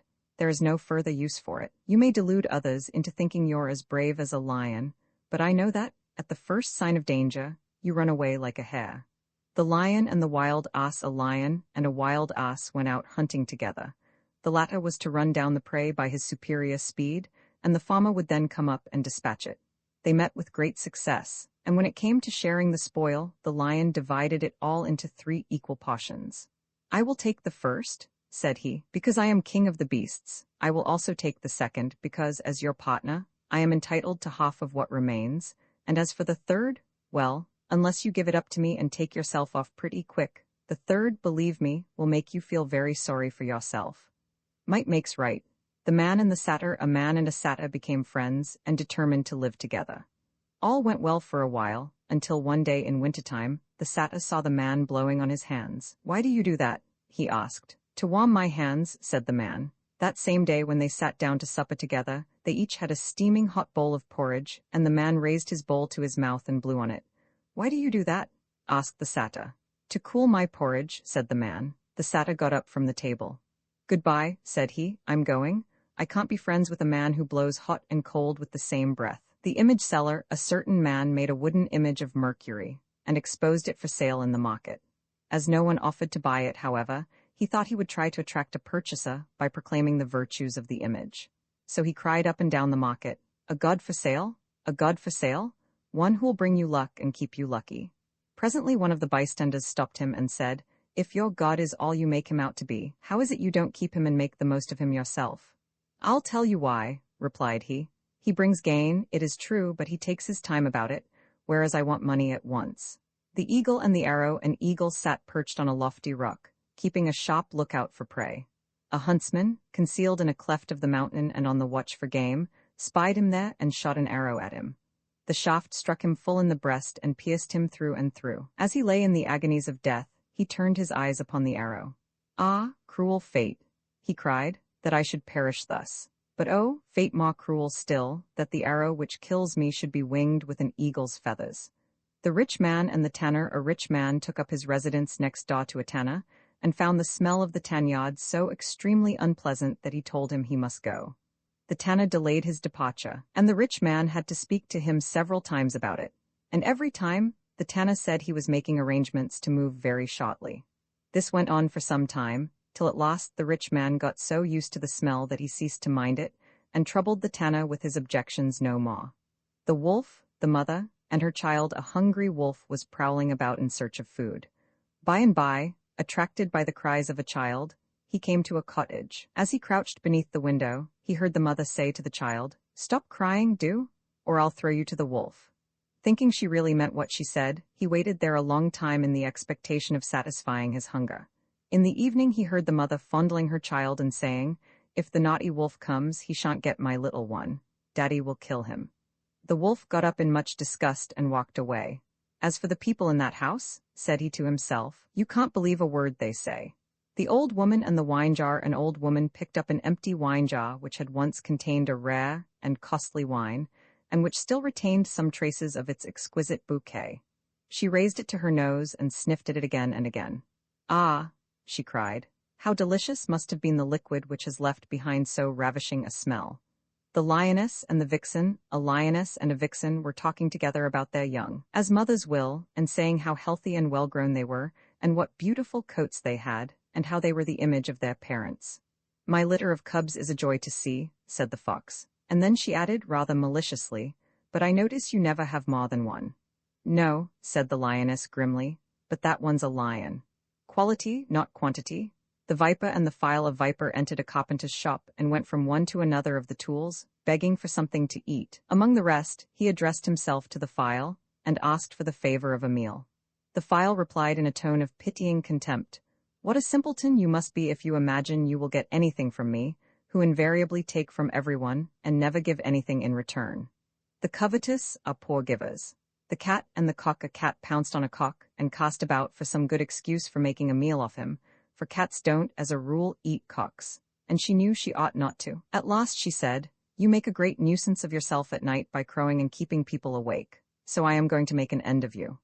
But the cock defended himself by saying that he crowed in order that men might wake up and set about the day's work in good time, and that they really couldn't very well do without him.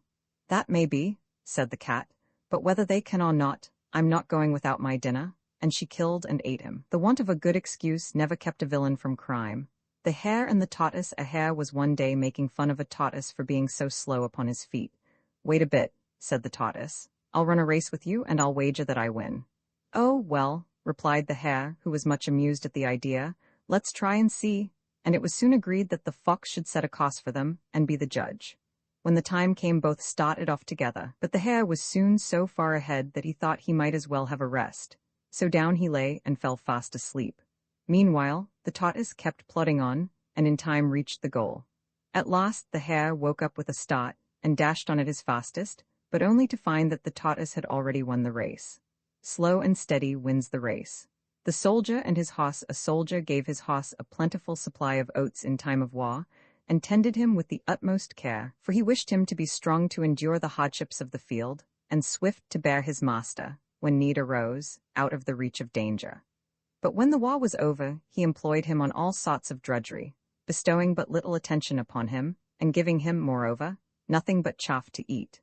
The time came when war broke out again, and the soldier saddled and bridled his hoss, and having put on his heavy coat of mail, mounted him to ride off and take the field. But the poor half-starved beast sank down under his weight, and said to his rider, "You will have to go into battle on foot this time.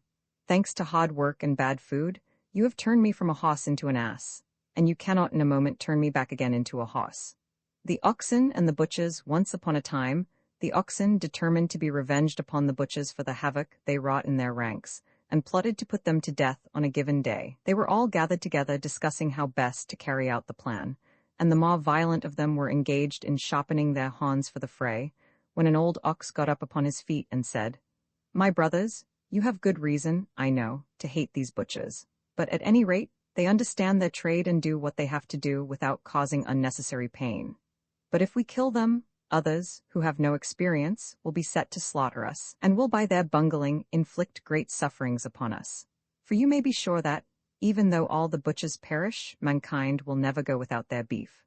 The wolf and the lion. A wolf stole a lamb from the flock, and was carrying it off to devour it at his leisure, when he met a lion, who took his prey away from him and walked off with it.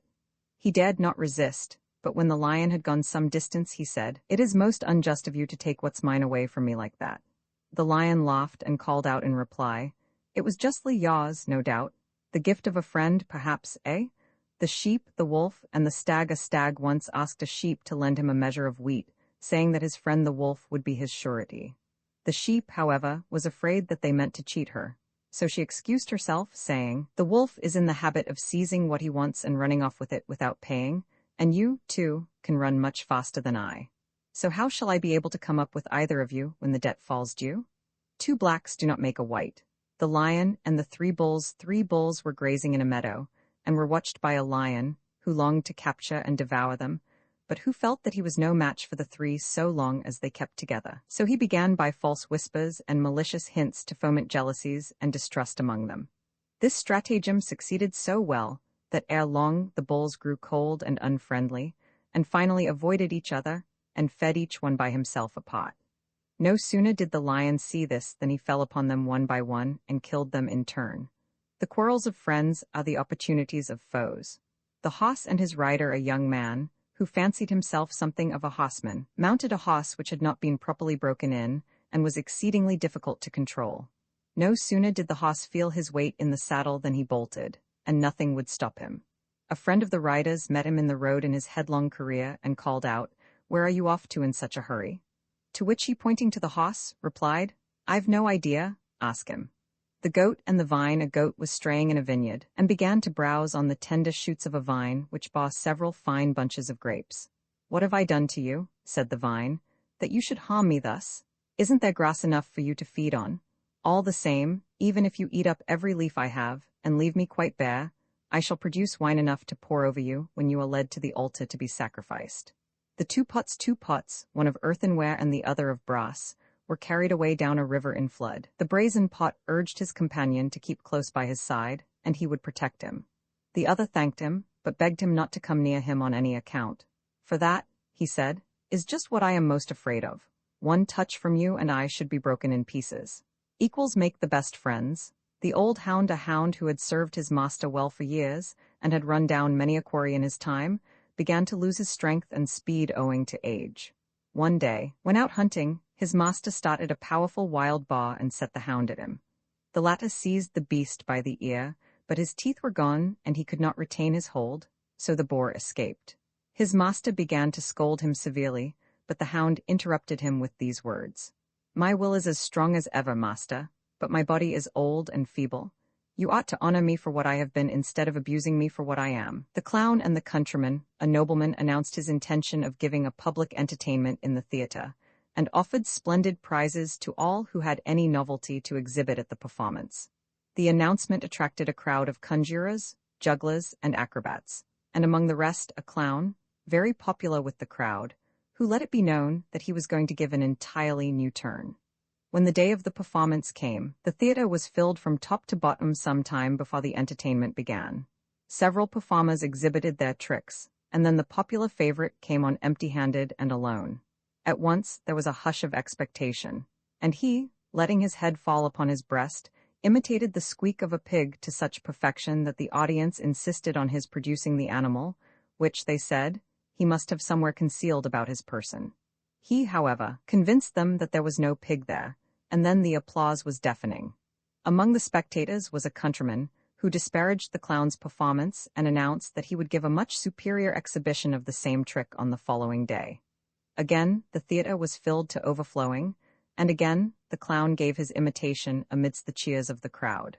The countryman, meanwhile, before going on the stage, had secreted a young porker under his smock, and when the spectators derisively bade him do better if he could, he gave it a pinch in the ear and made it squeal loudly.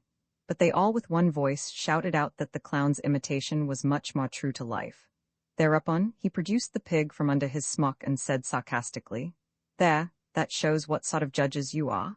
The lock and the farmer, a lock nested in a field of corn, and was rearing her brood under cover of the ripening grain. One day, before the young were fully fledged, the farmer came to look at the crop, and finding it yellowing fast, he said, "I must send round word to my neighbors to come and help me reap this field." One of the young locks overheard him, and was very much frightened, and asked her mother whether they hadn't better move house at once. "There's no hurry," replied she. "A man who looks to his friends for help will take his time about a thing." In a few days the farmer came by again, and saw that the grain was overripe and falling out of the ears upon the ground. "I must put it off no longer," he said. "This very day I'll hire the men and set them to work at once." The lock heard him and said to her young, "Come, my children, we must be off. He talks no more of his friends now. but is going to take things in hand himself. Self-help is the best help. The lion and the ass. A lion and an ass set up as partners and went hunting together. In course of time, they came to a cave in which there were a number of wild goats.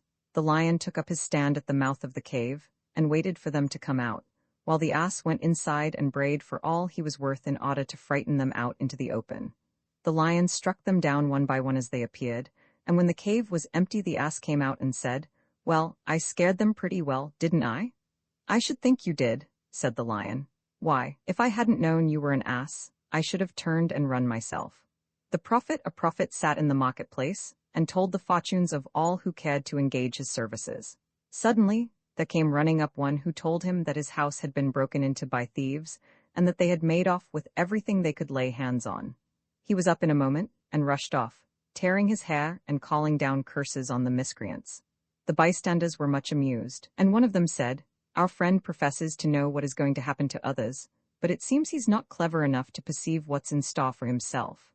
The hound and the hare. A young hound started a hare, and when he caught her up, would at one moment snap at her with his teeth as though he were about to kill her, while at another he would let go his hold and frisk about her, as if he were playing with another dog. At last the hare said, "I wish you would show yourself in your true colors. If you are my friend, why do you bite me? If you are my enemy, why do you play with me? He is no friend who plays double." The lion, the mouse, and the fox. A lion was lying asleep at the mouth of his den when a mouse ran over his back and tickled him so that he woke up with a start and began looking about everywhere to see what it was that had disturbed him. A fox, who was looking on, thought he would have a joke at the expense of the lion, so he said, "Well, this is the first time I've seen a lion afraid of a mouse." "Afraid of a mouse?" said the lion testily. "Not I, it's his bad manners I can't stand." The trumpeter taken prisoner. A trumpeter marched into battle in the van of the army and put courage into his comrades by his warlike tunes. Being captured by the enemy, he begged for his life and said, "Do not put me to death. I have killed no one. Indeed, I have no weapons, but carry with me only my trumpet here." But his captors replied, "That is only the more reason why we should take your life. For though you do not fight yourself, you stir up others to do so." The wolf and the crane. A wolf once got a bone stuck in his throat, so he went to a crane and begged her to put her long bill down his throat and pull it out. "I'll make it worth your while," he added. The crane did as she was asked, and got the bone out quite easily. The wolf thanked her warmly, and was just turning away when she cried, "What about that fee of mine?" "Well, what about it?" snapped the wolf, baring his teeth as he spoke. "You can go about boasting that you once put your head into a wolf's mouth and didn't get it bitten off. What more do you want?" The eagle, the cat, and the wild sow. An eagle built her nest at the top of a high tree. A cat with her family occupied a hollow in the trunk halfway down, and a wild sow and her young took up their quarters at the foot. They might have got on very well as neighbors had it not been for the evil cunning of the cat. Climbing up to the eagle's nest, she said to the eagle, "You and I are in the greatest possible danger. That dreadful creature, the sow, who is always to be seen grubbing away at the foot of the tree, means to uproot it, that she may devour your family and mine at her ease." Having thus driven the eagle almost out of her senses with terror, the cat climbed down the tree and said to the sow, "I must warn you against that dreadful bird, the eagle. She is only waiting her chance to fly down and carry off one of your little pigs when you take them out to feed her brood with." She succeeded in frightening the sow as much as the eagle. Then she returned to her hole in the trunk, from which, feigning to be afraid, she never came forth by day. Only by night did she creep out unseen to procure food for her kittens. The eagle, meanwhile, was afraid to stir from her nest, and the sow dared not leave her home among the roots. So that in time, both they and their families perished of hunger, and their dead bodies supplied the cat with ample food for her growing family. The wolf and the sheep. A wolf was worried and badly bitten by dogs, and lay a long time for dead. By and by he began to revive, and, feeling very hungry, called out to a passing sheep and said, "Would you kindly bring me some water from the stream close by? I can manage about meat if only I could get something to drink." But this sheep was no fool.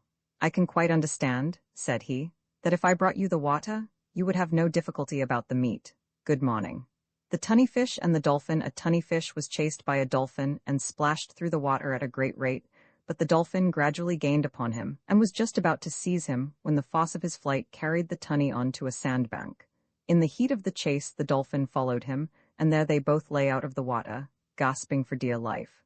When the tunny saw that his enemy was doomed like himself, he said, I don't mind having to die now, for I see that he who is the cause of my death is about to share the same fate. The three tradesmen, the citizens of a certain city, were debating about the best material to use in the fortifications which were about to be erected for the greatest security of the town.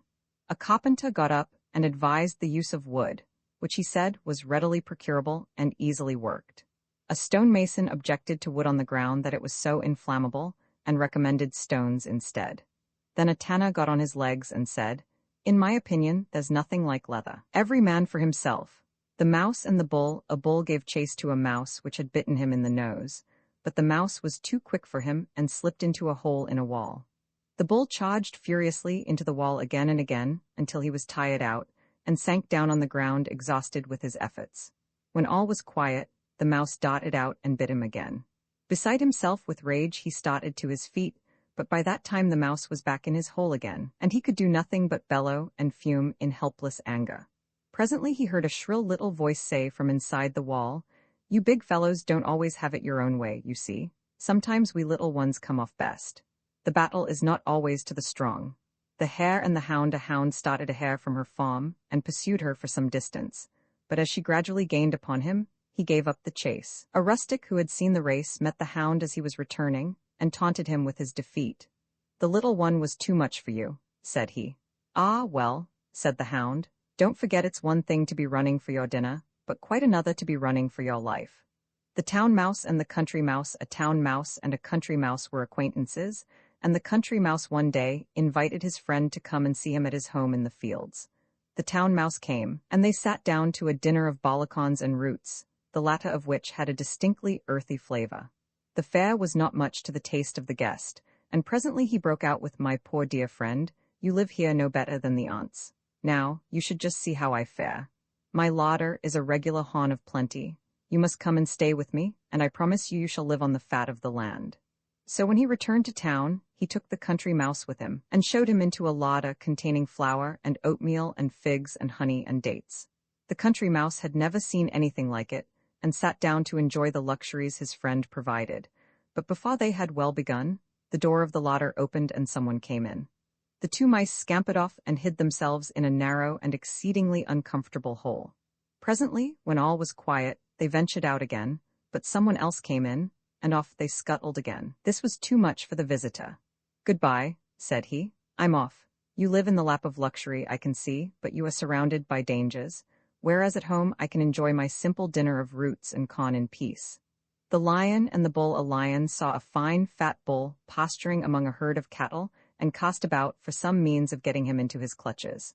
So he sent him word that he was sacrificing a sheep, and asked if he would do him the honor of dining with him. The bull accepted the invitation, but on arriving at the lion's den, he saw a great array of saucepans and spits, but no sign of a sheep, so he turned on his heel and walked quietly away. The lion called after him in an injured tone to ask the reason, and the bull turned round and said, "I have reason enough. When I saw all your preparations, it struck me at once that the victim was to be a bull and not a sheep. The net is spread in vain in sight of the bird. The wolf, the fox, and the ape. A wolf charged a fox with theft, which he denied, and the case was brought before an ape to be tried. When he had heard the evidence on both sides, the ape gave judgment as follows. "I do not think," he said, "that you, O wolf, ever lost what you claim, but all the same I believe that you, fox, are guilty of the theft in spite of all your denials.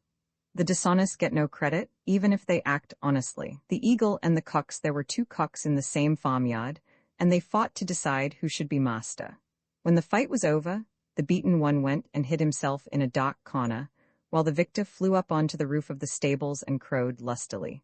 But an eagle espied him from high up in the sky, and swooped down and carried him off. Forthwith the other cock came out of his corner and ruled the roost without a rival.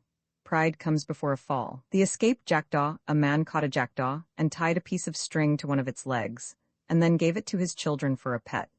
But the jackdaw didn't at all like having to live with people. So, after a while, when he seemed to have become fairly tame and they didn't watch him so closely, he slipped away and flew back to his old haunts. Unfortunately, the string was still on his leg, and before long, it got entangled in the branches of a tree, and the jackdaw couldn't get free. Try as he would, he saw it was all up with him, and cried in despair, "Alas, in gaining my freedom I have lost my life."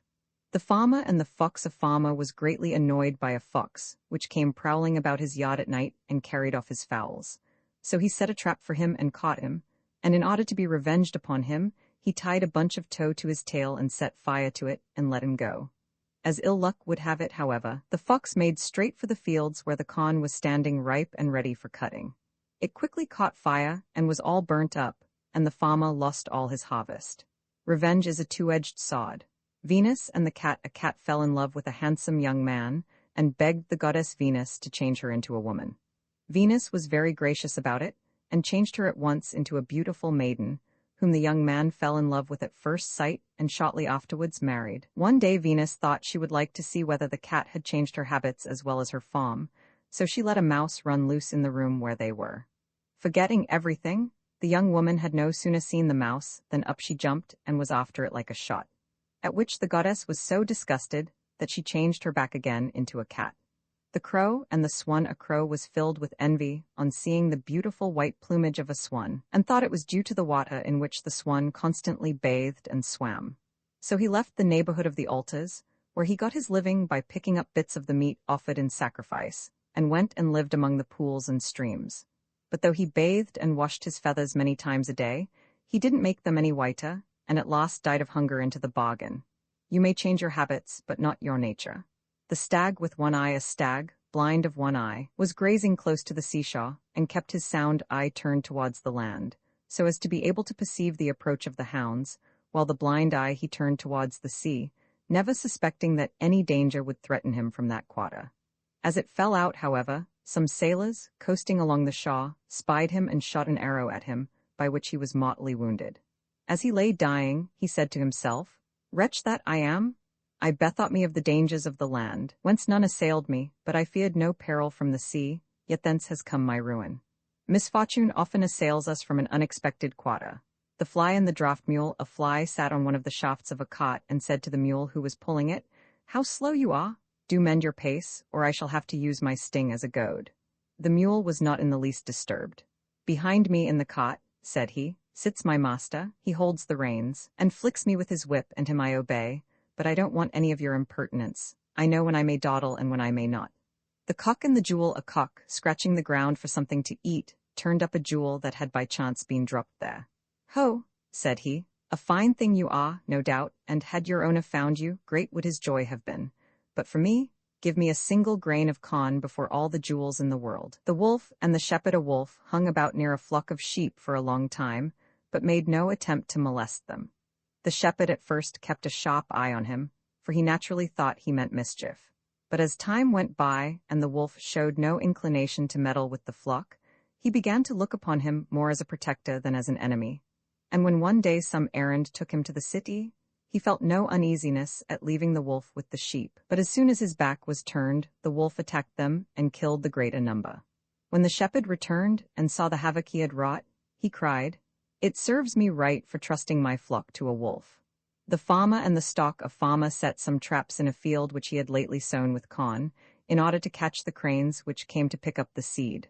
When he returned to look at his traps, he found several cranes caught, and among them a stock, which begged to be let go, and said, "You ought not to kill me. I am not a crane, but a stock, as you can easily see by my feathers, and I am the most honest and harmless of birds."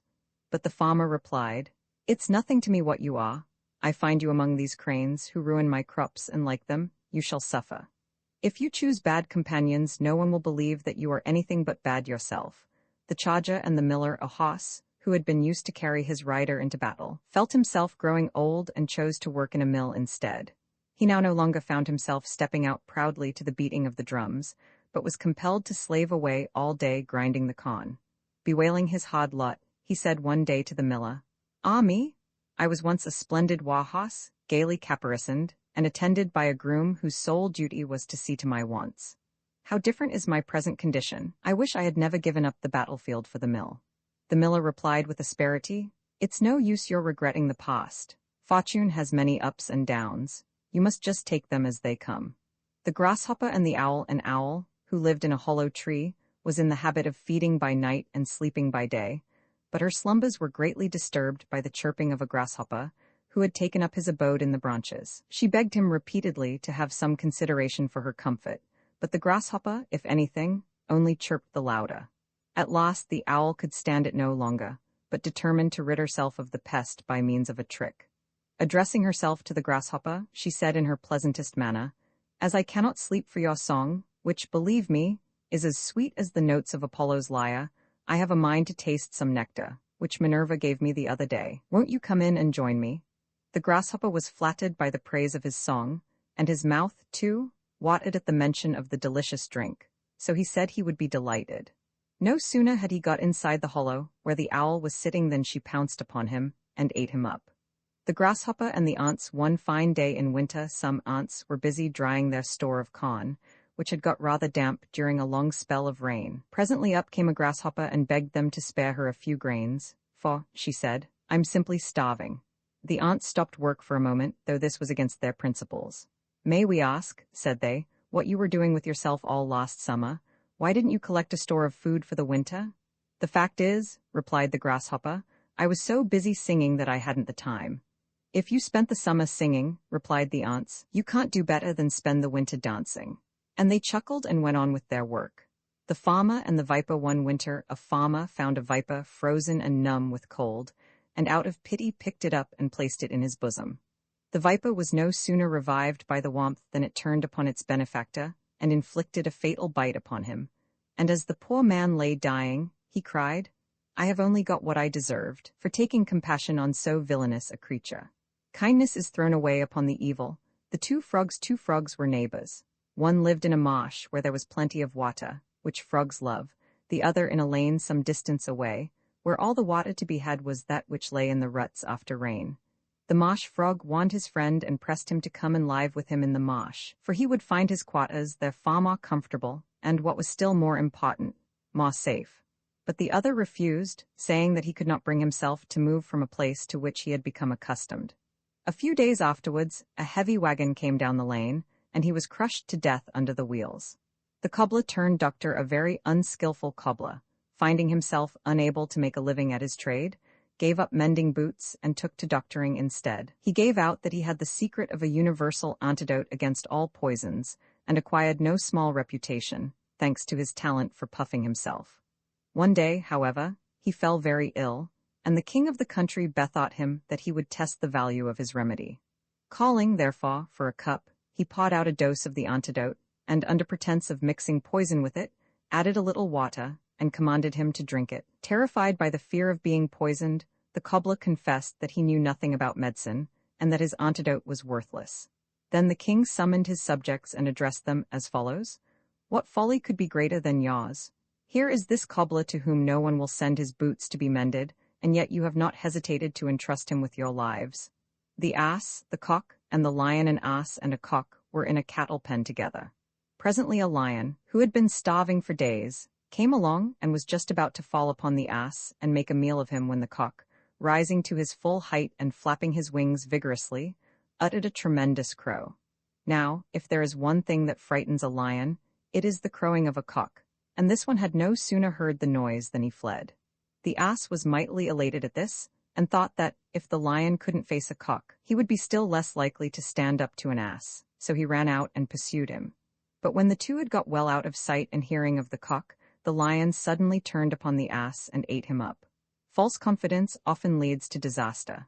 The belly and the members of the body once rebelled against the belly. "You," they said to the belly, "live in luxury and sloth and never do a stroke of work, while we not only have to do all the hard work there is to be done, but are actually your slaves and have to minister to all your wants. Now, we will do so no longer, and you can shift for yourself for the future." They were as good as their word, and left the belly to starve. The result was just what might have been expected. The whole body soon began to fail, and the members and all shared in the general collapse. And then they saw too late how foolish they had been. The bald man and the fly. A fly settled on the head of a bald man and bit him. In his eagerness to kill it, he hit himself a smart slap. But the fly escaped and said to him in derision, "You tried to kill me for just one little bite. What will you do to yourself now, for the heavy smack you have just given yourself?"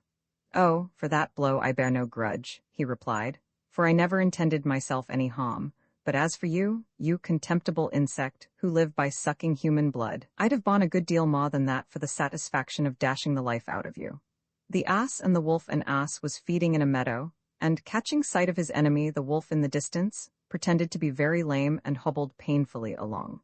When the wolf came up, he asked the ass how he came to be so lame, and the ass replied that in going through a hedge he had trodden on a thorn, and he begged the wolf to pull it out with his teeth. "In case," he said, "when you eat me, it should stick in your throat and hurt you very much." The wolf said he would, and told the ass to lift up his foot, and gave his whole mind to getting out the thorn. But the ass suddenly let out with his heels and fetched the wolf a fearful kick in the mouth, breaking his teeth, and then he galloped off at full speed. As soon as he could speak, the wolf growled to himself, "It serves me right. My father taught me to kill, and I ought to have stuck to that trade instead of attempting to cure." The monkey and the camel. At a gathering of all the beasts, the monkey gave an exhibition of dancing and entertained the company vastly. There was great applause at the finish, which excited the envy of the camel and made him desire to win the favor of the assembly by the same means. So he got up from his place and began dancing, but he cut such a ridiculous figure as he plunged about, and made such a grotesque exhibition of his ungainly person, that the beasts all fell upon him with ridicule and drove him away. The sick man and the doctor. A sick man received a visit from his doctor, who asked him how he was. "Fairly well, doctor," said he, "but I find I sweat a great deal." "Ah," said the doctor, "that's a good sign." On his next visit he asked the same question, and his patient replied, "I'm much as usual, but I've taken to having shivering fits which leave me cold all over." "Ah," said the doctor, "that's a good sign too." When he came the third time and inquired as before about his patient's health, the sick man said that he felt very feverish. "A very good sign," said the doctor. "You are doing very nicely indeed." Afterwards a friend came to see the invalid, and on asking him how he did, received this reply, "My dear friend, I'm dying of good signs." The travelers and the plane tree. 2 travelers were walking along a bare and dusty road in the heat of a summer's day. Coming presently to a plane tree, they joyfully turned aside to shelter from the burning rays of the sun in the deep shade of its spreading branches. As they rested, looking up into the tree, one of them remarked to his companion, "What a useless tree the plane is! It bears no fruit and is of no service to man at all." The plane tree interrupted him with indignation. "You ungrateful creature," it cried, "you come and take shelter under me from the scorching sun, and then, in the very act of enjoying the cool shade of my foliage, you abuse me and call me good for nothing. Many a service is met with ingratitude. The flea and the ox." A flea once said to an ox, "How comes it that a big strong fellow like you is content to serve mankind, and do all their hard work for them, while I, who am no bigger than you see, live on their bodies and drink my fill of their blood, and never do a stroke for it all?" To which the ox replied, "Men are very kind to me, and so I am grateful to them. They feed and house me well, and every now and then they show their fondness for me by patting me on the head and neck." "They'd pat me too," said the flea, "if I let them, but I take good care they don't, or there would be nothing left of me." The birds, the beasts, and the bat. The birds were at war with the beasts, and many battles were fought with varying success on either side. The bat did not throw in his lot definitely with either party, but when things went well for the birds he was found fighting in their ranks. When, on the other hand, the beasts got the upper hand, he was to be found among the beasts. No one paid any attention to him while the war lasted. But when it was over, and peace was restored, neither the birds nor the beasts would have anything to do with so double-faced a traitor, and so he remains to this day a solitary outcast from both. The man and his 2 sweethearts. A man of middle age, whose hair was turning gray, had 2 sweethearts, an old woman and a young one. The elder of the 2 didn't like having a lover who looked so much younger than herself. So, whenever he came to see her, she used to pull the dark hairs out of his head to make him look old. The younger, on the other hand, didn't like him to look so much older than herself, and took every opportunity of pulling out the gray hairs to make him look young. Between them, they left not a hair in his head, and he became perfectly bald.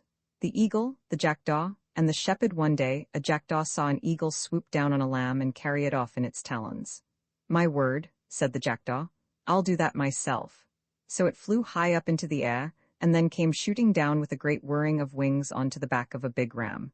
It had no sooner alighted than its claws got caught fast in the wool, and nothing it could do was of any use. There it stuck, flapping away, and only making things worse instead of better. By and by up came the shepherd. "Oh ho," he said, "so that's what you'd be doing, is it?" And he took the jackdaw and clipped its wings and carried it home to his children. It looked so odd that they didn't know what to make of it. "What sort of bird is it, father?" they asked. It's a jackdaw, he replied, and nothing but a jackdaw, but it wants to be taken for an eagle. If you attempt what is beyond your power, your trouble will be wasted and you caught not only misfortune but ridicule. The wolf and the boy, a wolf, who had just enjoyed a good meal and was in a playful mood, caught sight of a boy lying flat upon the ground, and realizing that he was trying to hide, and that it was fear of himself that made him do this, he went up to him and said, "Aha, I've found you, you see? But if you can say 3 things to me, the truth of which cannot be disputed, I will spare your life." The boy plucked up courage and thought for a moment, and then he said, "First, it is a pity you saw me. Secondly, I was a fool to let myself be seen. And thirdly, we all hate wolves because they are always making unprovoked attacks upon our flocks." The wolf replied, "Well, what you say is true enough from your point of view, so you may go." The miller, his son, and their ass a miller, accompanied by his young son, was driving his ass to market in hopes of finding a purchaser for him. On the road, they met a troop of girls, laughing and talking, who exclaimed, "Did you ever see such a pair of fools? To be trudging along the dusty road when they might be riding?" The miller thought there was sense in what they said, so he made his son mount the ass and himself walked at the side. Presently they met some of his old cronies, who greeted them and said, "You'll spoil that son of yours, letting him ride while you toil along on foot. Make him walk, young lazybones. It'll do him all the good in the world." The miller followed their advice and took his son's place on the back of the ass while the boy trudged along behind. They had not gone far when they overtook a party of women and children, and the miller heard them say, "What a selfish old man. He himself rides in comfort, but lets his poor little boy follow as best he can on his own legs." So he made his son get up behind him. Further along the road, they met some travelers, who asked the miller whether the ass he was riding was his own property, or a beast hired for the occasion. He replied that it was his own, and that he was taking it to market to sell. "Good heavens," said they, "with a load like that the poor beast will be so exhausted by the time he gets there that no one will look at him. Why, you'd do better to carry him." "Anything to please you," said the old man, "we can but try." So they got off, tied the ass's legs together with a rope and slung him on a pole, and at last reached the town, carrying him between them. This was so absurd a sight that the people ran out in crowds to laugh at it, and chaffed the father and son unmercifully, some even calling them lunatics. They had then got to a bridge over the river, where the ass, frightened by the noise and his unusual situation, kicked and struggled till he broke the ropes that bound him, and fell into the water and was drowned. Whereupon the unfortunate miller, vexed and ashamed, made the best of his way home again, convinced that in trying to please all he had pleased none, and had lost his ass into the bargain. The stag and the vine a stag, pursued by the huntsman, concealed himself under cover of a thick vine. They lost track of him and passed by his hiding place without being aware that he was anywhere near. Supposing all danger to be over, he presently began to browse on the leaves of the vine. The movement drew the attention of the returning huntsmen, and one of them, supposing some animal to be hidden there, shot an arrow at a venture into the foliage. The unlucky stag was pierced to the heart, and, as he expired, he said, "I deserve my fate for my treachery in feeding upon the leaves of my protector." Ingratitude sometimes brings its own punishment. The lamb chased by a wolf was chasing a lamb, which took refuge in a temple. The wolf urged it to come out of the precincts and said, "If you don't, the priest is sure to catch you and offer you up in sacrifice on the altar." To which the lamb replied, "Thanks, I think I'll stay where I am. I'd rather be sacrificed any day than be eaten up by a wolf."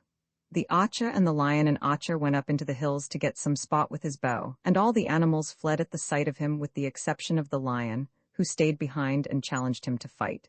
But he shot an arrow at the lion and hit him and said, "There, you see what my messenger can do. Just you wait a moment and I'll tackle you myself." The lion, however, when he felt the sting of the arrow, ran away as fast as his legs could carry him. A fox, who had seen it all happen, said to the lion, "Come, don't be a coward. Why don't you stay and show fight?" But the lion replied, "You won't get me to stay, not you. Why, when he sends a messenger like that before him, he must himself be a terrible fellow to deal with. Give a wide berth to those who can do damage at a distance." The wolf and the goat, a wolf caught sight of a goat browsing above him on the scanty herbage that grew on the top of a steep rock, and being unable to get at her, tried to induce her to come lower down. "You are risking your life up there, madam, indeed you are," he called out. "Pray take my advice and come down here, where you will find plenty of better food." The goat turned a knowing eye upon him. "It's little you care whether I get good grass or bad," said she. "What you want is to eat me." The sick stag. A stag fell sick and lay in a clearing in the forest, too weak to move from the spot. When the news of his illness spread, a number of the other beasts came to inquire after his health, and they one and all nibbled a little of the grass that grew round the invalid, till at last there was not a blade within his reach. In a few days he began to mend, but was still too feeble to get up and go in search of fodder, and thus he perished miserably of hunger, owing to the thoughtlessness of his friends. The ass and the mule. A certain man who had an ass and a mule loaded them both up one day and set out upon a journey.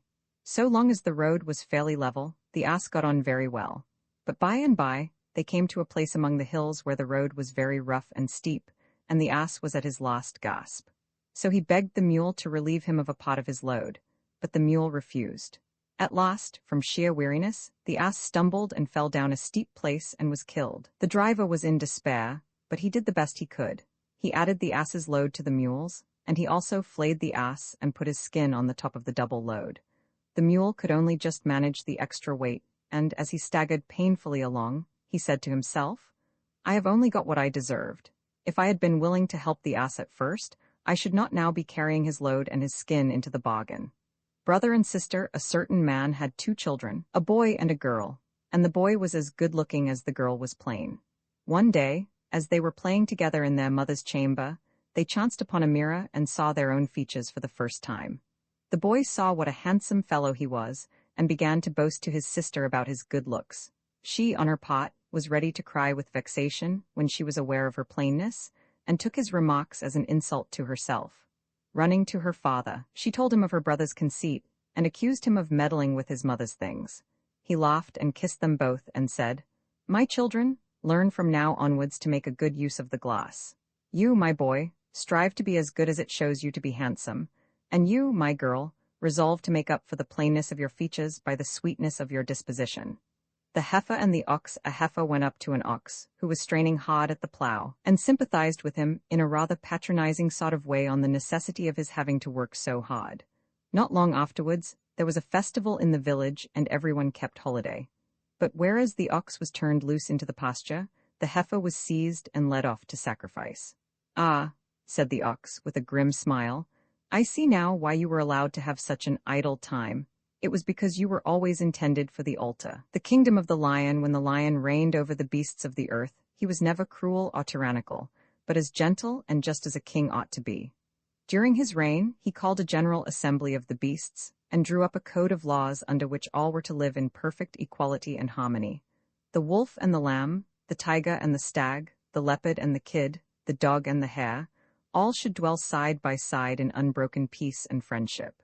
The hare said, "Oh, how I have longed for this day when the weak take their place without fear by the side of the strong."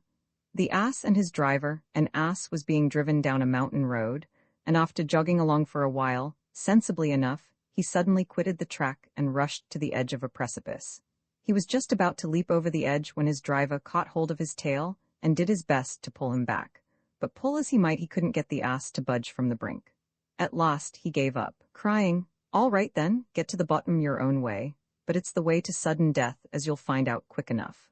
The lion and the hare. A lion found a hare sleeping in her form, and was just going to devour her when he caught sight of a passing stag.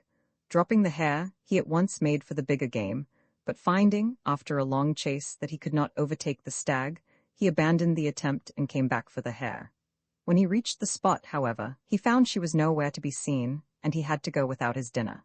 "It serves me right," he said. "I should have been content with what I had got, instead of hankering after a better prize." The wolves and the dogs. Once upon a time the wolves said to the dogs, "Why should we continue to be enemies any longer? You are very like us in most ways. The main difference between us is one of training only.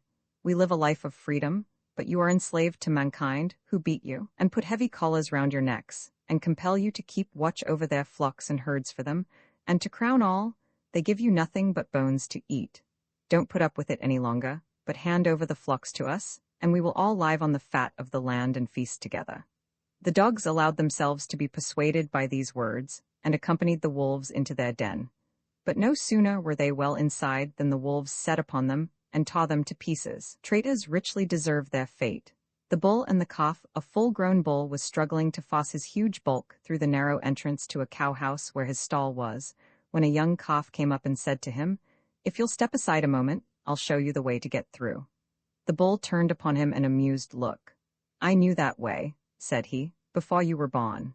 The trees and the axe. A woodman went into the forest and begged of the trees the favor of a handle for his axe. The principal trees at once agreed to so modest a request, and unhesitatingly gave him a young ash sapling, out of which he fashioned the handle he desired. No sooner had he done so than he set to work to fell the noblest trees in the wood. When they saw the use to which he was putting their gift, they cried, Alas, alas, we are undone, but we are ourselves to blame. The little we gave has cost us all. Had we not sacrificed the rights of the ash, we might ourselves have stood for ages. The astronomer. There was once an astronomer whose habit it was to go out at night and observe the stars. One night, as he was walking about outside the town gates, gazing up absorbed into the sky and not looking where he was going, he fell into a dry well. As he lay there groaning, someone passing by heard him, and coming to the edge of the well, looked down and, on learning what had happened, said, If you really mean to say that you were looking so hard at the sky that you didn't even see where your feet were carrying you along the ground, it appears to me that you deserve all you've got. The laborer and the snake. A laborer's little son was bitten by a snake and died of the wound. The father was beside himself with grief, and in his anger against the snake, he caught up an axe and went and stood close to the snake's hole, and watched for a chance of killing it. Presently the snake came out, and the man aimed a blow at it, but only succeeded in cutting off the tip of its tail before it wriggled in again. He then tried to get it to come out a second time, pretending that he wished to make up the quarrel. But the snake said, I can never be your friend because of my lost tail, nor you mine because of your lost child. Injuries are never forgotten in the presence of those who caused them. The cage bird and the bat. A singing bird was confined in a cage which hung outside a window, and had a way of singing at night when all other birds were asleep. One night a bat came and clung to the bars of the cage, and asked the bird why she was silent by day, and sang only at night. I have a very good reason for doing so, said the bird. It was once when I was singing in the daytime that a fowler was attracted by my voice, and set his nets for me and caught me. Since then I have never sung except by night. But the bat replied, It is no use your doing that now when you are a prisoner. If only you had done so before you were caught, you might still have been free. Precautions are useless after the event. The ass and his purchaser. A man who wanted to buy an ass went to market, and, coming across a likely-looking beast, arranged with the owner that he should be allowed to take him home on trial to see what he was like. When he reached home, he put him into his stable along with the other asses. The newcomer took a look round, and immediately went and chose a place next to the laziest and greediest beast in the stable. When the master saw this, he put a halter on him at once, and led him off, and handed him over to his owner again. The latter was a good deal surprised to see him back so soon, and said, Why, do you mean to say you have tested him already? I don't want to put him through any more tests, replied the other. I could see what sort of beast he is from the companion he chose for himself. A man is known by the company he keeps. The kid and the wolf. A kid strayed from the flock and was chased by a wolf. When he saw he must be caught, he turned round and said to the wolf, I know, sir, that I can't escape being eaten by you, and so, as my life is bound to be shot, I pray you let it be as merry as may be. Will you not play me a tune to dance to before I die? The wolf saw no objection to having some music before his dinner, so he took out his pipe and began to play, while the kid danced before him. Before many minutes were past, the gods who guarded the flock heard the sound and came up to see what was going on. They no sooner clapped eyes on the wolf than they gave chase and drove him away. As he ran off, he turned and said to the kid, It's what I thoroughly deserve. My trade is the butcher's, and I had no business to turn piper to please you. The debtor and his. So a man of Athens fell into debt and was pressed for the money by his creditor, but he had no means of paying at the time, so he begged for delay. But the creditor refused and said he must pay at once. Then the debtor fetched a sow, the only one he had, and took her to market to offer her for sale. It happened that his creditor was there too. Presently a buyer came along and asked if the sow produced good litters. Yes, said the debtor, very fine ones, and the remarkable thing is that she produces females at the mysteries and males at the Panathenaea. Festivals these were, and the Athenians always sacrifice a sow at one and a boar at the other, while at the Dionysia they sacrifice a kid. At that the creditor, who was standing by, put in, Don't be surprised, sir. Why, still better. At the Dionysia this sow has kids. The bald huntsman, a man who had lost all his hair, took to wearing a wig, and one day he went out hunting. It was blowing rather hard at the time, and he hadn't gone far before a gust of wind caught his hat and carried it off, and his wig too, much to the amusement of the hunt. But he quite entered into the joke and said, "Ah, well, the hair that wig is made of didn't stick to the head on which it grew, so it's no wonder it won't stick to mine." The herdsman and the lost bull. A herdsman was tending his cattle when he missed a young bull, one of the finest of the herd. He went at once to look for him, but meeting with no success in his search, he made a vow that, if he should discover the thief, he would sacrifice a calf to Jupiter. Continuing his search, he entered a thicket, where he presently espied a lion devouring the lost bull. Terrified with fear, he raised his hands to heaven and cried, "Great Jupiter, I vowed I would sacrifice a calf to thee if I should discover the thief. But now, a full-grown bull, I promise thee if only I myself escape unhurt from his clutches." The mule. One morning a mule, who had too much to eat and too little to do, began to think himself a very fine fellow indeed, and frisked about saying, "My father was undoubtedly a high-spirited hoss, and I take after him entirely." But very soon afterwards he was put into the harness, and compelled to go a very long way with a heavy load behind him. At the end of the day, exhausted by his unusual exertions, he said dejectedly to himself, "I must have been mistaken about my father, he can only have been an ass after all." The hound and the fox. A hound, roaming in the forest, spied a lion, and being well used to lesser game, gave chase, thinking he would make a fine quarry. Presently the lion perceived that he was being pursued, so, stopping short, he rounded on his pursuer and gave a loud roar. The hound immediately turned tail and fled. A fox, seeing him running away, jeered at him and said, "Ho, ho, there goes the coward who chased a lion and ran away the moment he roared." The father and his daughters. A man had 2 daughters, one of whom he gave in marriage to a gardener, and the other to a potter. After a time he thought he would go and see how they were getting on, and first he went to the gardener's wife. He asked her how she was, and how things were going with herself and her husband. She replied that on the whole they were doing very well. "But," she continued, "I do wish we could have some good heavy rain. The garden wants it badly." Then he went on to the potter's wife and made the same inquiries of her.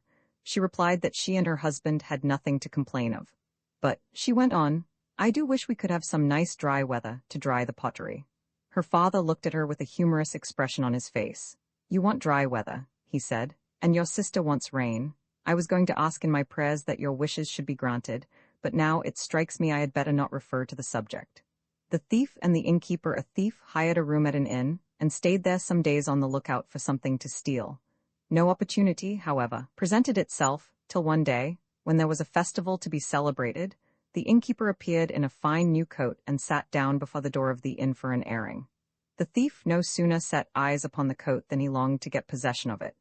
There was no business doing, so he went and took a seat by the side of the innkeeper, and began talking to him. They conversed together for some time, and then the thief suddenly yawned and howled like a wolf. The innkeeper asked him in some concern what ailed him. The thief replied, "I will tell you about myself, sir, but first I must beg you to take charge of my clothes for me, for I intend to leave them with you. Why I have these fits of yawning I cannot tell. Maybe they are sent as a punishment for my misdeeds, but whatever the reason, the facts are that, when I have yawned 3 times, I become a ravening wolf and fly at men's throats." As he finished speaking, he yawned a second time and howled again as before.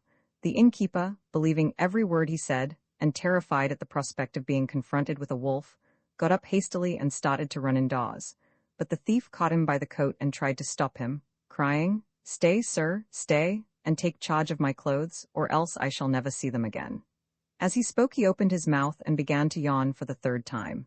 The innkeeper, mad with the fear of being eaten by a wolf, slipped out of his coat, which remained in the other's hands, and bolted into the inn and locked the door behind him.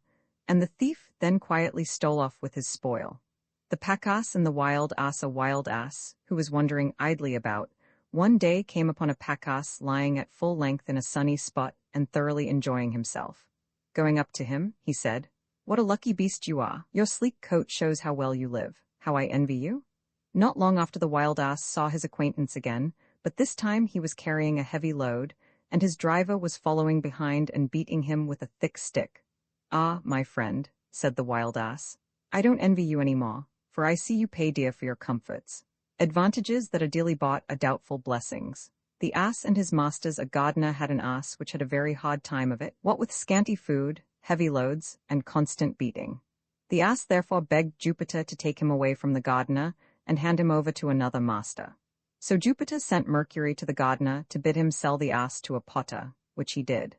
But the ass was as discontented as ever, for he had to work harder than before.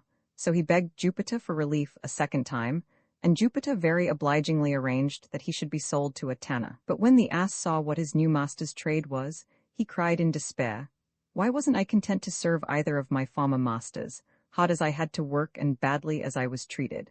For they would have buried me decently, but now I shall come in the end to the tanning vat." Servants don't know a good master till they have served a worse.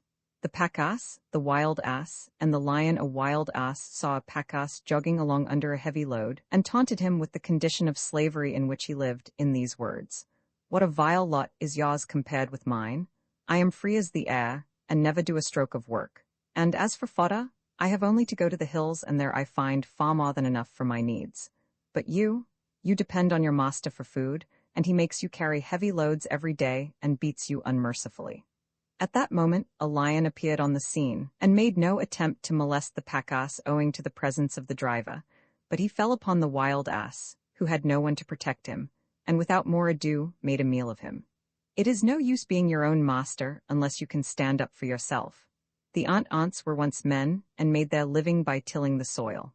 But not content with the results of their own work, they were always casting longing eyes upon the crops and fruits of their neighbors, which they stole whenever they got the chance and added to their own store. At last, their covetousness made Jupiter so angry that he changed them into ants. But though their forms were changed, their nature remained the same, and so, to this day, they go about among the cornfields and gather the fruits of others' labor, and store them up for their own use. You may punish a thief, but his bent remains. The frogs and the well-two frogs lived together in a marsh. But one hot summer the marsh dried up, and they left it to look for another place to live in, for frogs like damp places if they can get them. By and by they came to a deep well, and one of them looked down into it and said to the other, "This looks a nice cool place, let us jump in and settle here." But the other, who had a wiser head on his shoulders, replied, "Not so fast, my friend. Supposing this well dried up like the marsh, how should we get out again? Think twice before you act." The crab and the fox. A crab once left the seashore, and went and settled in a meadow some way inland, which looked very nice and green, and seemed likely to be a good place to feed in. But a hungry fox came along and spied the crab and caught him. Just as he was going to be eaten up, the crab said, "This is just what I deserve, for I had no business to leave my natural home by the sea and settle here as though I belonged to the land. Be content with your lot." The fox and the grasshopper. A grasshopper sat chirping in the branches of a tree. A fox heard her, and thinking what a dainty morsel she would make, he tried to get her down by a trick. Standing below in full view of her, he praised her song in the most flattering terms and begged her to descend, saying he would like to make the acquaintance of the owner of so beautiful a voice. But she was not to be taken in, and replied, "You are very much mistaken, my dear sir, if you imagine I am going to come down. I keep well out of the way of you and your kind ever since the day when I saw numbers of grasshoppers' wings strewn about the entrance to a fox's earth. The farmer, his boy, and the rooks. A farmer had just sown a field of wheat, and was keeping a careful watch over it, for numbers of rooks and starlings kept continually settling on it and eating up the grain. Along with him went his boy, carrying a sling, and whenever the farmer asked for the sling the starlings understood what he said and warned the rooks, and they were off in a moment. So the farmer hit on a trick. "My lad," said he, "we must get the better of these birds somehow. After this, when I want the sling, I won't say sling, but just humph, and you must then hand me the sling quickly." Presently back came the whole flock. "Humph," said the farmer, but the starlings took no notice, and he had time to sling several stones among them, hitting one on the head, another in the legs, and another in the wing, before they got out of range. As they made all haste away, they met some cranes, who asked them what the matter was. "Matter?" said one of the rooks. "It's those rascals, men, that are the matter. Don't you go near them. They have a way of saying one thing and meaning another which has just been the death of several of our poor friends." The ass and the dog. An ass and a dog were on their travels together, and as they went along, they found a sealed packet lying on the ground.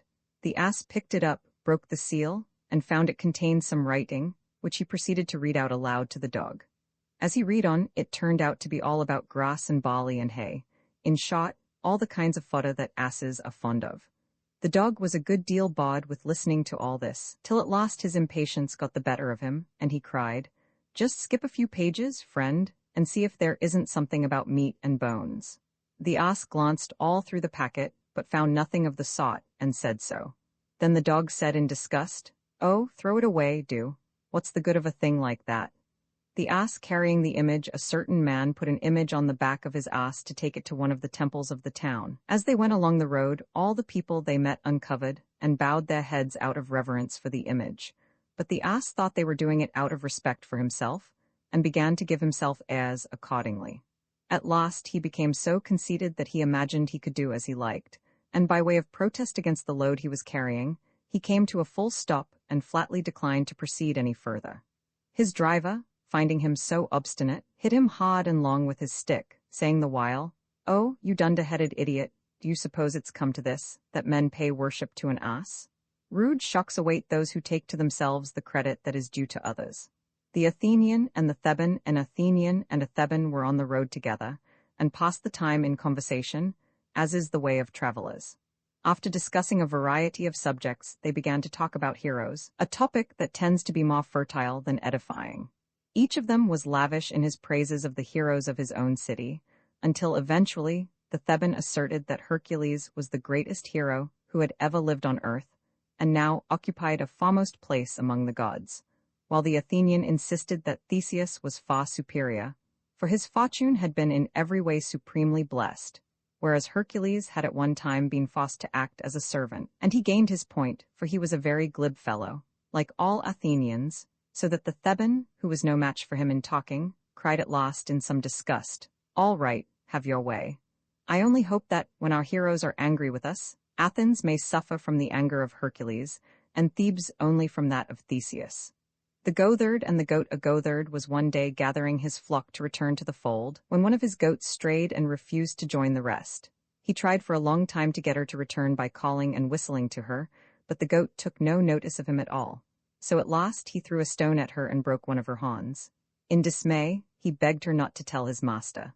But she replied, "You silly fellow, my horn would cry aloud even if I held my tongue. It's no use trying to hide what can't be hidden." The sheep and the dog. Once upon a time, the sheep complained to the shepherd about the difference in his treatment of themselves and his dog. "Your conduct," said they, "is very strange and, we think, very unfair. We provide you with wool and lambs and milk, and you give us nothing but grass, and even that we have to find for ourselves. But you get nothing at all from the dog, and yet you feed him with titbits from your own table." Their remarks were overheard by the dog, who spoke up at once and said, "Yes, and quite right, too. Where would you be if it wasn't for me? Thieves would steal you, wolves would eat you. Indeed, if I didn't keep constant watch over you, you would be too terrified even to graze." The sheep were obliged to acknowledge that he spoke the truth, and never again made a grievance of the regard in which he was held by his master. The shepherd and the wolf. A shepherd found a wolf's cub straying in the pastures, and took him home and reared him along with his dogs. When the cub grew to his full size, if ever a wolf stole a sheep from the flock, he used to join the dogs in hunting him down. It sometimes happened that the dogs failed to come up with the thief, and, abandoning the pursuit, returned home. The wolf would on such occasions continue the chase by himself, and when he overtook the culprit, would stop and share the feast with him, and then return to the shepherd. But if some time passed without a sheep being carried off by the wolves, he would steal one himself and share his plunder with the dogs. The shepherd's suspicions were aroused, and one day he caught him in the act, and, fastening a rope round his neck, hung him on the nearest tree. What's bred in the bone is sure to come out in the flesh. The lion, Jupiter, and the elephant, the lion, for all his size and strength and his sharp teeth and claws, is a coward in one thing. He can't bear the sound of a cock crowing and runs away whenever he hears it. He complained bitterly to Jupiter for making him like that, but Jupiter said it wasn't his fault. He had done the best he could for him, and considering this was his only failing, he ought to be well content. The lion, however, wouldn't be comforted, and was so ashamed of his timidity that he wished he might die. In this state of mind, he met the elephant and had a talk with him. He noticed that the great beast cocked up his ears all the time, as if he were listening for something, and he asked him why he did so. Just then a gnat came humming by, and the elephant said, "Do you see that wretched little buzzing insect? I'm terribly afraid of its getting into my ear. If it once gets in, I'm dead and done for." The lion's spirits rose at once when he heard this. For, he said to himself, if the elephant, huge as he is afraid of a gnat, I needn't be so much ashamed of being afraid of a cock, who is 10,000 times bigger than a gnat. The pig and the sheep. A pig found his way into a meadow where a flock of sheep were grazing. The shepherd caught him and was proceeding to carry him off to the butcher's when he set up a loud squealing and struggled to get free. The sheep rebuked him for making such a to-do and said to him, "The shepherd catches us regularly and drags us off just like that, and we don't make any fuss." "No, I dare say not," replied the pig, "but my case and yours are altogether different. He only wants you for wool, but he wants me for bacon." The gardener and his dog. A gardener's dog fell into a deep well, from which his master used to draw water for the plants in his garden with a rope and a bucket. Failing to get the dog out by means of these, the gardener went down into the well himself in order to fetch him up. But the dog thought he had come to make sure of drowning him, so he bit his master as soon as he came within reach, and hurt him a good deal, with the result that he left the dog to his fate and climbed out of the well, remarking, "It serves me quite right for trying to save so determined a suicide." The rivers and the sea. Once upon a time, all the rivers combined to protest against the action of the sea in making their waters salt. "When we come to you," said they to the sea, "we are sweet and drinkable, but when once we have mingled with you, our waters become as briny and unpalatable as your own." The sea replied shortly, "Keep away from me and you'll remain sweet." The lion in love. A lion fell deeply in love with the daughter of a cottager and wanted to marry her, but her father was unwilling to give her to so fearsome a husband, and yet didn't want to offend the lion, so he hit upon the following expedient. He went to the lion and said, "I think you will make a very good husband for my daughter, but I cannot consent to your union unless you let me draw your teeth and pare your nails, for my daughter is terribly afraid of them." The lion was so much in love that he readily agreed that this should be done. When once, however, he was thus disarmed, the cottager was afraid of him no longer, but drove him away with his club. The beekeeper. A thief found his way into an apiary when the beekeeper was away, and stole all the honey. When the keeper returned and found the hives empty, he was very much upset and stood staring at them for some time. Before long, the bees came back from gathering honey, and finding their hives overturned and the keeper standing by, they made for him with their stings. At this he fell into a passion and cried, "You ungrateful scoundrels, you let the thief who stole my honey get off scot-free, and then you go and sting me who have always taken such care of you? When you hit back, make sure you have got the right man." The wolf and the hoss. A wolf on his rambles came to a field of oats, but not being able to eat them, he was passing on his way when a hoss came along. "Look," said the wolf, "here's a fine field of oats. For your sake I have left it untouched, and I shall greatly enjoy the sound of your teeth munching the ripe grain." But the hoss replied, "If wolves could eat oats, my fine friend, you would hardly have indulged your ears at the cost of your belly. There is no virtue in giving to others what is useless to oneself." The bat, the bramble, and the seagull. A bat, a bramble, and a seagull went into partnership and determined to go on a trading voyage together. The bat borrowed a sum of money for his venture. The bramble laid in a stock of clothes of various kinds, and the seagull took a quantity of lead, and so they set out. By and by a great storm came on, and their boat with all the cargo went to the bottom, but the three travelers managed to reach land. Ever since then, the seagull flies to and fro over the sea, and every now and then dives below the surface, looking for the lead he's lost, while the bat is so afraid of meeting his creditors that he hides away by day, and only comes out at night to feed. And the bramble catches hold of the clothes of everyone who passes by, hoping some day to recognize and recover the lost garments. All men are more concerned to recover what they lose than to acquire what they lack. The dog and the wolf. A dog was lying in the sun before a farmyard gate when a wolf pounced upon him and was just going to eat him up, but he begged for his life and said, "You see how thin I am and what a wretched meal I should make you now. But if you will only wait a few days, my master is going to give a feast. All the rich scraps and pickings will fall to me, and I shall get nice and fat. Then will be the time for you to eat me." The wolf thought this was a very good plan and went away.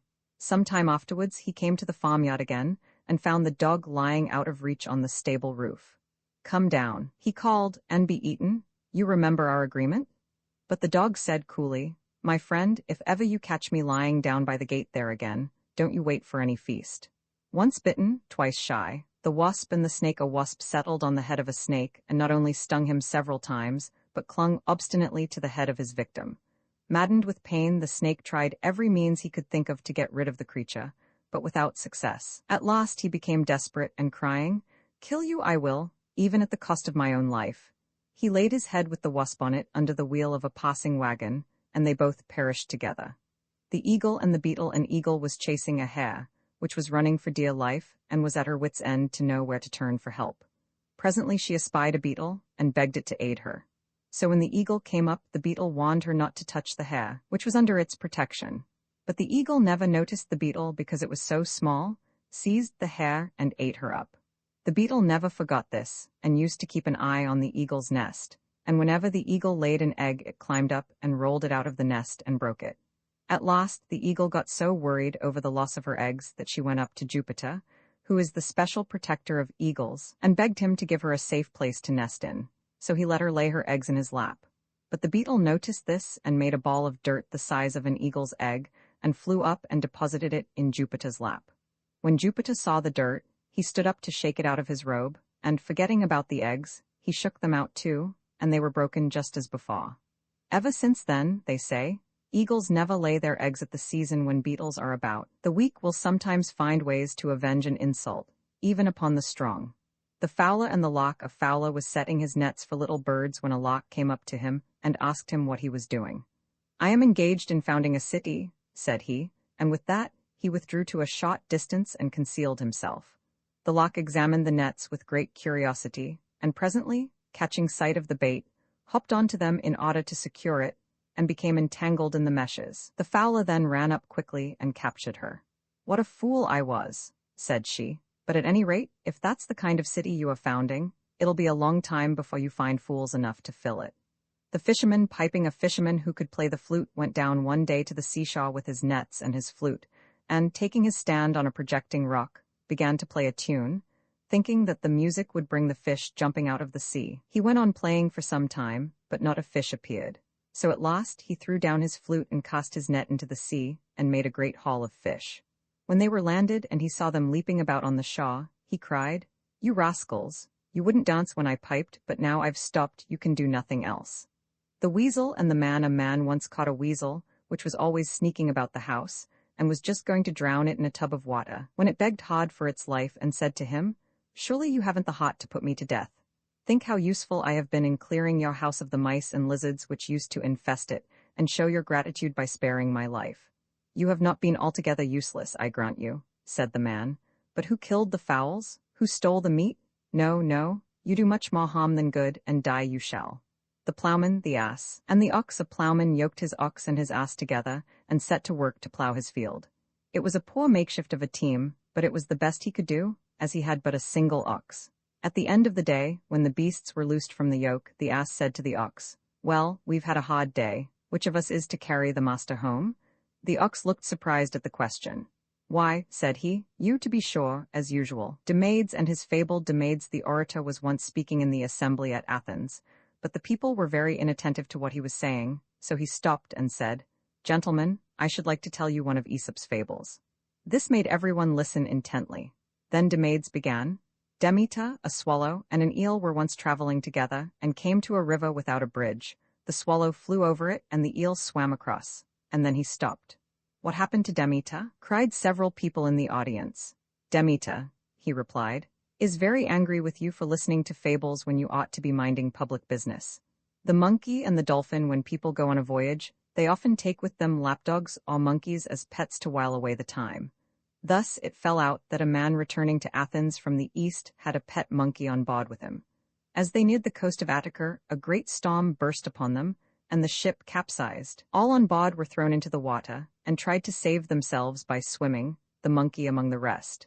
A dolphin saw him, and, supposing him to be a man, took him on his back and began swimming towards the shore. When they got near the Piraeus, which is the port of Athens, the dolphin asked the monkey if he was an Athenian. The monkey replied that he was, and added that he came of a very distinguished family. "Then, of course, you know the Piraeus," continued the dolphin. The monkey thought he was referring to some high official or other, and replied, "Oh, yes, he's a very old friend of mine."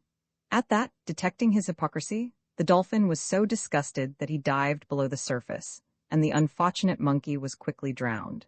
The crow and the snake. A hungry crow spied a snake lying asleep in a sunny spot, and picking it up in his claws, he was carrying it off to a place where he could make a meal of it without being disturbed, when the snake reared its head and bit him.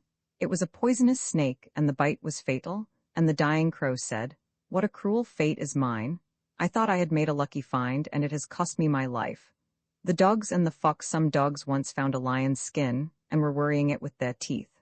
Just then, a fox came by and said, "You think yourselves very brave, no doubt, but if that were a live lion you'd find his claws a good deal sharper than your teeth." The nightingale and the hawk. A nightingale was sitting on a bough of an oak and singing, as her custom was. A hungry hawk presently spied her, and darting to the spot seized her in his talons. He was just about to tear her in pieces when she begged him to spare her life. "I'm not big enough," she pleaded, "to make you a good meal. You ought to seek your prey among the bigger birds." The hawk eyed her with some contempt.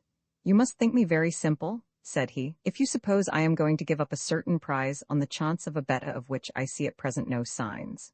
The rose and the amaranth. A rose and an amaranth blossomed side by side in a garden, and the amaranth said to her neighbor, "How I envy you your beauty and your sweet scent. No wonder you are such a universal favorite." But the rose replied with a shade of sadness in her voice, "Ah, my dear friend, I bloom but for a time. My petals soon wither and fall, and then I die. But your flowers never fade, even if they are cut, for they are everlasting." The man, the horse, the ox, and the dog. One winter's day, during a severe storm, a horse, an ox, and a dog came and begged for shelter in the house of a man. He readily admitted them, and as they were cold and wet, he lit a fire for their comfort, and he put oats before the horse and hay before the ox, while he fed the dog with the remains of his own dinner. When the storm abated, and they were about to depart, they determined to show their gratitude in the following way. They divided the life of man among them, and each endowed one part of it with the qualities which were peculiarly his own. The horse took youth, and hence young men are high-mettled and impatient of restraint. The ox took middle age, and accordingly men in middle life are steady and hard-working, while the dog took old age, which is the reason why old men are so often peevish and ill-tempered, and, like dogs, attached chiefly to those who look to their comfort, while they are disposed to snap at those who are unfamiliar or distasteful to them. The wolves, the sheep, and the ram. The wolves sent a deputation to the sheep with proposals for a lasting peace between them, on condition of their giving up the sheepdogs to instant death. The foolish sheep agreed to the terms, but an old ram, whose years had brought him wisdom, interfered and said, "How can we expect to live at peace with you? Why, even with the dogs at hand to protect us, we are never secure from your murderous attacks. The swan is said to sing but once in its life, when it knows that it is about to die." A certain man, who had heard of the song of the swan, one day saw one of these birds for sale in the market, and bought it and took it home with him. A few days later he had some friends to dinner, and produced the swan, and bade it sing for their entertainment. But the swan remained silent. In course of time, when it was growing old, it became aware of its approaching end and broke into a sweet, sad song.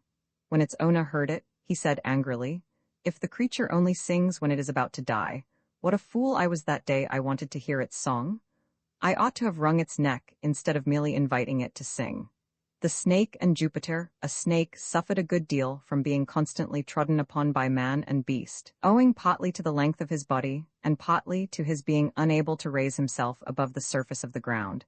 So he went and complained to Jupiter about the risks to which he was exposed, but Jupiter had little sympathy for him. "I dare say," said he, "that if you had bitten the first that trod on you, the others would have taken more trouble to look where they put their feet." The wolf and his shadow. A wolf, who was roaming about on the plain when the sun was getting low in the sky, was much impressed by the size of his shadow, and said to himself, "I had no idea I was so big. Fancy my being afraid of a lion. Why, I, not he, ought to be king of the beasts." And heedless of danger, he strutted about as if there could be no doubt at all about it. Just then a lion sprang upon him and began to devour him. "Alas," he cried, "had I not lost sight of the facts, I shouldn't have been ruined by my fancies." The plowman and the wolf. A plowman loosed his oxen from the plow, and led them away to the water to drink. While he was absent, a half-starved wolf appeared on the scene, and went up to the plow, and began chewing the leather straps attached to the yoke. As he gnawed away desperately in the hope of satisfying his craving for food, he somehow got entangled in the harness, and, taking fright, struggled to get free, tugging at the traces as if he would drag the plow along with him. Just then the plowman came back, and seeing what was happening, he cried, "Ah, you old rascal, I wish you would give up thieving for good and take to honest work instead." Mercury and the man bitten by an ant. A man once saw a ship go down with all its crew, and commented severely on the injustice of the gods. "They care nothing for a man's character," said he, "but let the good and the bad go to their deaths together." There was an ant heap close by where he was standing, and just as he spoke, he was bitten in the foot by an ant. Turning in a temper to the ant heap, he stamped upon it and crushed hundreds of unoffending ants. Suddenly, Mercury appeared and belabored him with his staff, saying as he did so, "You villain, where's your nice sense of justice now?" The wily lion watched a fat bull feeding in a meadow, and his mouth watered when he thought of the royal feast he would make, but he did not dare to attack him, for he was afraid of his sharp horns. Hunger, however, presently compelled him to do something, and as the use of force did not promise success, he determined to resort to artifice. Going up to the bull in friendly fashion, he said to him, "I cannot help saying how much I admire your magnificent figure. What a fine head! What powerful shoulders and thighs! But my dear friend, what in the world makes you wear those ugly horns? You must find them as awkward as they are unsightly. Believe me, you would do much better without them." The bull was foolish enough to be persuaded by this flattery to have his horns cut off, and having now lost his only means of defense, fell an easy prey to the lion. The parrot and the cat. A man once bought a parrot and gave it the run of his house. It reveled in its liberty, and presently flew up onto the mantelpiece, and screamed away to its heart's content. The noise disturbed the cat, who was asleep on the hearthrug. Looking up at the intruder, she said, "Who may you be, and where have you come from?" The parrot replied, "Your master has just bought me and brought me home with him." "You impudent bird," said the cat, "how dare you, a newcomer, make a noise like that? Why, I was born here, and have lived here all my life, and yet if I venture to mew, they throw things at me and chase me all over the place." "Look here, mistress," said the parrot, "you just hold your tongue. My voice they delight in, but yours is a perfect nuisance." The stag and the lion. A stag was chased by the hounds and took refuge in a cave, where he hoped to be safe from his pursuers. Unfortunately, the cave contained a lion, to whom he fell an easy prey. "Unhappy that I am," he cried. "I am saved from the power of the dogs only to fall into the clutches of a lion." Out of the frying pan into the fire. The impostor. A certain man fell ill, and, being in a very bad way, he made a vow that he would sacrifice 100 oxen to the gods if they would grant him a return to health. Wishing to see how he would keep his vow, they caused him to recover in a short time. Now, he hadn't an ox in the world, so he made 100 little oxen out of tallow and offered them up on an altar, at the same time saying, "Ye gods, I call you to witness that I have discharged my vow." The gods determined to be even with him, so they sent him a dream, in which he was bidden to go to the seashore and fetch 100 crowns which he was to find there. Hastening in great excitement to the shore, he fell in with a band of robbers, who seized him and carried him off to sell as a slave, and when they sold him, 100 crowns was the sum he fetched. Do not promise more than you can perform. The dogs and the hides. Once upon a time a number of dogs, who were famished with hunger, saw some hides steeping in a river, but couldn't get at them because the water was too deep. So they put their heads together and decided to drink away at the river till it was shallow enough for them to reach the hides. But long before that happened, they burst themselves with drinking. The lion, the fox, and the ass. A lion, a fox, and an ass went out hunting together. They had soon taken a large booty, which the lion requested the ass to divide between them. The ass divided it all into 3 equal parts and modestly begged the others to take their choice, at which the lion, bursting with fury, sprang upon the ass and tore him to pieces. Then, glaring at the fox, he bade him make a fresh division. The fox gathered almost the whole in one great heap for the lion's share, leaving only the smallest possible morsel for himself. "My dear friend," said the lion, "how did you get the knack of it so well?" The fox replied, "Me? Oh, I took a lesson from the ass. Happy is he who learns from the misfortunes of others." The fowler, the partridge, and the cock. One day, as a fowler was sitting down to a scanty supper of herbs and bread, a friend dropped in unexpectedly. The larder was empty, so he went out and caught a tame partridge which he kept as a decoy, and was about to wring her neck when she cried, "Surely you won't kill me? Why, what will you do without me next time you go fowling? How will you get the birds to come to your nets?" He let her go at this and went to his henhouse, where he had a plump young cock. When the cock saw what he was after, he too pleaded for his life and said, "If you kill me, how will you know the time of night? And who will wake you up in the morning when it is time to get to work?" The fowler, however, replied, "You are useful for telling the time, I know, but for all that, I can't send my friend Syphilis to bed." And therewith he caught him and wrung his neck. The gnat and the lion. A gnat once went up to a lion and said, "I am not in the least afraid of you. I don't even allow that you are a match for me in strength. What does your strength amount to after all? That you can scratch with your claws and bite with your teeth, just like a woman in a temper, and nothing more, but I'm stronger than you. If you don't believe it, let us fight and see." So saying, the gnat sounded his horn, and darted in and bit the lion on the nose.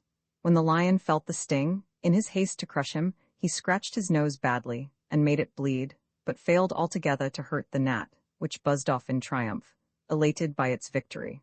Presently, however, it got entangled in a spider's web, and was caught and eaten by the spider, thus falling a prey to an insignificant insect after having triumphed over the king of the beasts. The farmer and his dogs. A farmer was snowed up in his farmstead by a severe storm, and was unable to go out and procure provisions for himself and his family. So he first killed his sheep and used them for food. Then, as the storm still continued, he killed his goats. And last of all, as the weather showed no signs of improving, he was compelled to kill his oxen and eat them. When his dogs saw the various animals being killed and eaten in turn, they said to one another, "We had better get out of this, or we shall be the next to go." The eagle and the fox. An eagle and a fox became great friends and determined to live near one another. They thought that the more they saw of each other, the better friends they would be. So the eagle built a nest at the top of a high tree, while the fox settled in a thicket at the foot of it, and produced a litter of cubs. One day the fox went out foraging for food, and the eagle, who also wanted food for her young, flew down into the thicket, caught up the fox's cubs, and carried them up into the tree for a meal for herself and her family. When the fox came back and found out what had happened, she was not so much sorry for the loss of her cubs as furious because she couldn't get at the eagle and pay her out for her treachery. So she sat down not far off and cursed her. But it wasn't long before she had her revenge. Some villagers happened to be sacrificing a goat on a neighboring altar, and the eagle flew down and carried off a piece of burning flesh to her nest. There was a strong wind blowing, and the nest caught fire, with the result that her fledglings fell half-roasted to the ground. Then the fox ran to the spot and devoured them in full sight of the eagle. False faith may escape human punishment, but cannot escape the divine. The butcher and his customers, 2 men, were buying meat at a butcher's stall in the marketplace, and while the butcher's back was turned for a moment, one of them snatched up a joint and hastily thrust it under the other's cloak, where it could not be seen. When the butcher turned round, he missed the meat at once, and charged them with having stolen it, but the one who had taken it said he hadn't got it, and the one who had got it said he hadn't taken it. The butcher felt sure they were deceiving him, but he only said, "You may cheat me with your lying, but you can't cheat the gods, and they won't let you off so lightly." Prevarication often amounts to perjury. Hercules and Minerva. Hercules was once traveling along a narrow road when he saw lying on the ground in front of him what appeared to be an apple, and as he passed he stamped upon it with his heel. To his astonishment, instead of being crushed, it doubled in size, and on his attacking it again and smiting it with his club, it swelled up to an enormous size and blocked up the whole road. Upon this he dropped his club, and stood looking at it in amazement. Just then Minerva appeared and said to him, "Leave it alone, my friend. That which you see before you is the apple of discord. If you do not meddle with it, it remains small as it was at first, but if you resort to violence, it swells into the thing you see." The fox who served a lion had a fox to attend on him, and whenever they went hunting the fox found the prey and the lion fell upon it and killed it, and then they divided it between them in certain proportions. But the lion always got a very large share, and the fox a very small one, which didn't please the latter at all, so he determined to set up on his own account. He began by trying to steal a lamb from a flock of sheep, but the shepherd saw him and set his dogs on him. The hunter was now the hunted, and was very soon caught and dispatched by the dogs. Better servitude with safety than freedom with danger. The quack doctor. A certain man fell sick and took to his bed. He consulted a number of doctors from time to time, and they all, with one exception, told him that his life was in no immediate danger, but that his illness would probably last a considerable time. The one who took a different view of his case, who was also the last to be consulted, bade him prepare for the worst. "You have not 24 hours to live," said he, "and I fear I can do nothing." As it turned out, however, he was quite wrong, for at the end of a few days the sick man quitted his bed and took a walk abroad, looking, it is true, as pale as a ghost. In the course of his walk he met the doctor who had prophesied his death. "Dear me," said the latter, "how do you do? You are fresh from the other world, no doubt. Pray, how are our departed friends getting on there?" "Most comfortably," replied the other, "for they have drunk the water of oblivion, and have forgotten all the troubles of life." By the way, just before I left, the authorities were making arrangements to prosecute all the doctors, because they won't let sick men die in the cause of nature, but use their arts to keep them alive. They were going to charge you along with the rest, till I assured them that you were no doctor, but a mere impostor. The lion, the wolf, and the fox, a lion, infirm with age, lay sick in his den, and all the beasts of the forest came to inquire after his health, with the exception of the fox. The wolf thought this was a good opportunity for paying off old scars against the fox, so he called the attention of the lion to his absence, and said, "You see, sire, that we have all come to see how you are except the fox, who hasn't come near you, and doesn't care whether you are well or ill." Just then the fox came in and heard the last words of the wolf. The lion roared at him in deep displeasure, but he begged to be allowed to explain his absence and said, "Not one of them cares for you so much as I, sire, for all the time I have been going round to the doctors and trying to find a cure for your illness." "And may I ask if you have found one?" said the lion.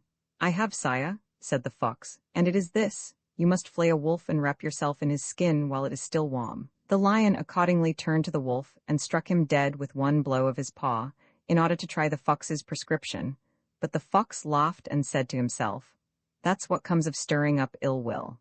Hercules and Plutus. When Hercules was received among the gods and was entertained at a banquet by Jupiter, he responded courteously to the greetings of all with the exception of Plutus, the god of wealth.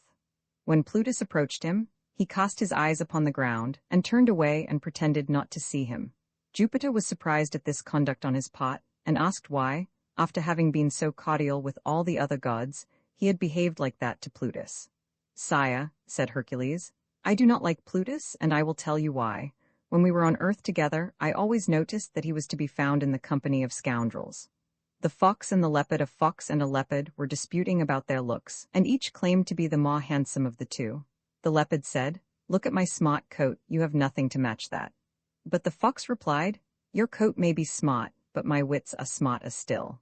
The fox and the hedgehog, a fox, in swimming across a rapid river, was swept away by the current and carried a long way downstream in spite of his struggles, until at last, bruised and exhausted, he managed to scramble on to dry ground from a backwater. As he lay there unable to move, a swarm of horseflies settled on him and sucked his blood undisturbed, for he was too weak even to shake them off.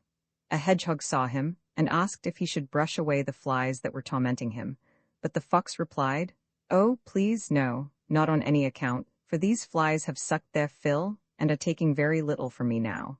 But if you drive them off, another swarm of hungry ones will come and suck all the blood I have left, and leave me without a drop in my veins." The crow and the raven. A crow became very jealous of a raven, because the latter was regarded by men as a bird of omen which foretold the future, and was accordingly held in great respect by them. She was very anxious to get the same sort of reputation herself, and one day, seeing some travelers approaching, she flew on to a branch of a tree at the roadside and cawed as loud as she could. The travelers were in some dismay at the sound, for they feared it might be a bad omen, till one of them, spying the crow, said to his companions, "It's all right, my friends, we can go on without fear, for it's only a crow and that means nothing." Those who pretend to be something they are not only make themselves ridiculous. The witch, a witch, professed to be able to avert the anger of the gods by means of charms, of which she alone possessed the secret, and she drove a brisk trade and made a fat livelihood out of it. But certain persons accused her of black magic and carried her before the judges, and demanded that she should be put to death for dealings with the devil. She was found guilty and condemned to death, and one of the judges said to her as she was leaving the dock, "You say you can avert the anger of the gods. How comes it, then, that you have failed to disarm the enmity of men?" The old man and death. An old man cut himself a bundle of faggots in a wood and started to carry them home. He had a long way to go, and was tired out before he had got much more than halfway. Casting his burden on the ground, he called upon death to come and release him from his life of toil. The words were scarcely out of his mouth when, much to his dismay, death stood before him and professed his readiness to serve him. He was almost frightened out of his wits, but he had enough presence of mind to stammer out, "Good sir, if you'd be so kind, pray help me up with my burden again." The miser, a miser, sold everything he had, and melted down his hod of gold into a single lump, which he buried secretly in a field. Every day he went to look at it, and would sometimes spend long hours gloating over his treasure. One of his men noticed his frequent visits to the spot, and one day watched him and discovered his secret. Waiting his opportunity, he went one night and dug up the gold and stole it. Next day the miser visited the place as usual, and, finding his treasure gone, fell to tearing his hair and groaning over his loss. In this condition he was seen by one of his neighbors, who asked him what his trouble was. The miser told him of his misfortune, but the other replied, "Don't take it so much to heart, my friend. Put a brick into the hole, and take a look at it every day. You won't be any worse off than before, for even when you had your gold, it was of no earthly use to you." The foxes and the river. A number of foxes assembled on the bank of a river and wanted to drink. But the current was so strong, and the water looked so deep and dangerous that they didn't dare to do so, but stood near the edge encouraging one another not to be afraid. At last one of them, to shame the rest, and show how brave he was, said, "I am not a bit frightened. See, I'll step right into the water." He had no sooner done so than the current swept him off his feet. When the others saw him being carried downstream they cried, "Don't go and leave us. Come back and show us where we too can drink with safety." But he replied, "I'm afraid I can't yet. I want to go to the seaside, and this current will take me there nicely. When I come back, I'll show you with pleasure." The horse and the stag. There was once a horse who used to graze in a meadow which he had all to himself. But one day a stag came into the meadow, and said he had as good a right to feed there as the horse, and moreover chose all the best places for himself. The horse, wishing to be revenged upon his unwelcome visitor, went to a man and asked if he would help him to turn out the stag. "Yes," said the man, "I will by all means, but I can only do so if you let me put a bridle in your mouth and mount on your back." The horse agreed to this, and the two together very soon turned the stag out of the pasture. But when that was done, the horse found to his dismay that in the man he had got a master for good. The fox and the bramble. In making his way through a hedge, a fox missed his footing and caught at a bramble to save himself from falling. Naturally, he got badly scratched, and in disgust he cried to the bramble, "It was your help I wanted, and see how you have treated me. I'd sooner have fallen outright." The bramble, interrupting him, replied, "You must have lost your wits, my friend, to catch at me, who am myself always catching at others." The fox and the snake. A snake, in crossing a river, was carried away by the current, but managed to wriggle onto a bundle of thorns which was floating by, and was thus carried at a great rate downstream. A fox caught sight of it from the bank as it went whirling along, and called out, "Gad, the passenger fits the ship." The lion, the fox, and the stag. A lion lay sick in his den, unable to provide himself with food. So he said to his friend the fox, who came to ask how he did, "My good friend, I wish you would go to yonder wood and beguile the big stag who lives there to come to my den. I have a fancy to make my dinner off a stag's heart and brains." The fox went to the wood and found the stag and said to him, "My dear sir, you're in luck. You know the lion, our king. Well, he's at the point of death, and has appointed you his successor to rule over the beasts. I hope you won't forget that I was the first to bring you the good news. And now I must be going back to him, and if you take my advice, you'll come too and be with him at the last." The stag was highly flattered, and followed the fox to the lion's den, suspecting nothing. No sooner had he got inside than the lion sprang upon him, but he misjudged his spring, and the stag got away with only his ears torn, and returned as fast as he could to the shelter of the wood. The fox was much mortified, and the lion, too, was dreadfully disappointed, for he was getting very hungry in spite of his illness. So he begged the fox to have another try at coaxing the stag to his den. "It'll be almost impossible this time," said the fox, "but I'll try." And off he went to the wood a second time, and found the stag resting and trying to recover from his fright. As soon as he saw the fox he cried, "You scoundrel, what do you mean by trying to lure me to my death like that? Take yourself off, or I'll do you to death with my horns." But the fox was entirely shameless. "What a coward you were," said he. "Surely you didn't think the lion meant any harm? Why, he was only going to whisper some royal secrets into your ear when you went off like a scared rabbit. You have rather disgusted him, and I'm not sure he won't make the wolf king instead, unless you come back at once and show you've got some spirit. I promise you he won't hurt you, and I will be your faithful servant." The stag was foolish enough to be persuaded to return, and this time the lion made no mistake, but overpowered him, and feasted right royally upon his carcass. The fox, meanwhile, watched his chance, and when the lion wasn't looking, filched away the brains to reward him for his trouble. Presently the lion began searching for them, of course without success, and the fox, who was watching him, said, "I don't think it's much use your looking for the brains. A creature who twice walked into a lion's den can't have got any." The man who lost his spade. A man was engaged in digging over his vineyard, and one day on coming to work he missed his spade. Thinking it may have been stolen by one of his laborers, he questioned them closely, but they won and all denied any knowledge of it. He was not convinced by their denials, and insisted that they should all go to the town and take oath in a temple that they were not guilty of the theft. This was because he had no great opinion of the simple country deities, but thought that the thief would not pass undetected by the shrewder gods of the town. When they got inside the gates, the first thing they heard was the town crier proclaiming a reward for information about a thief who had stolen something from the city temple. "Well," said the man to himself, "it strikes me I had better go back home again.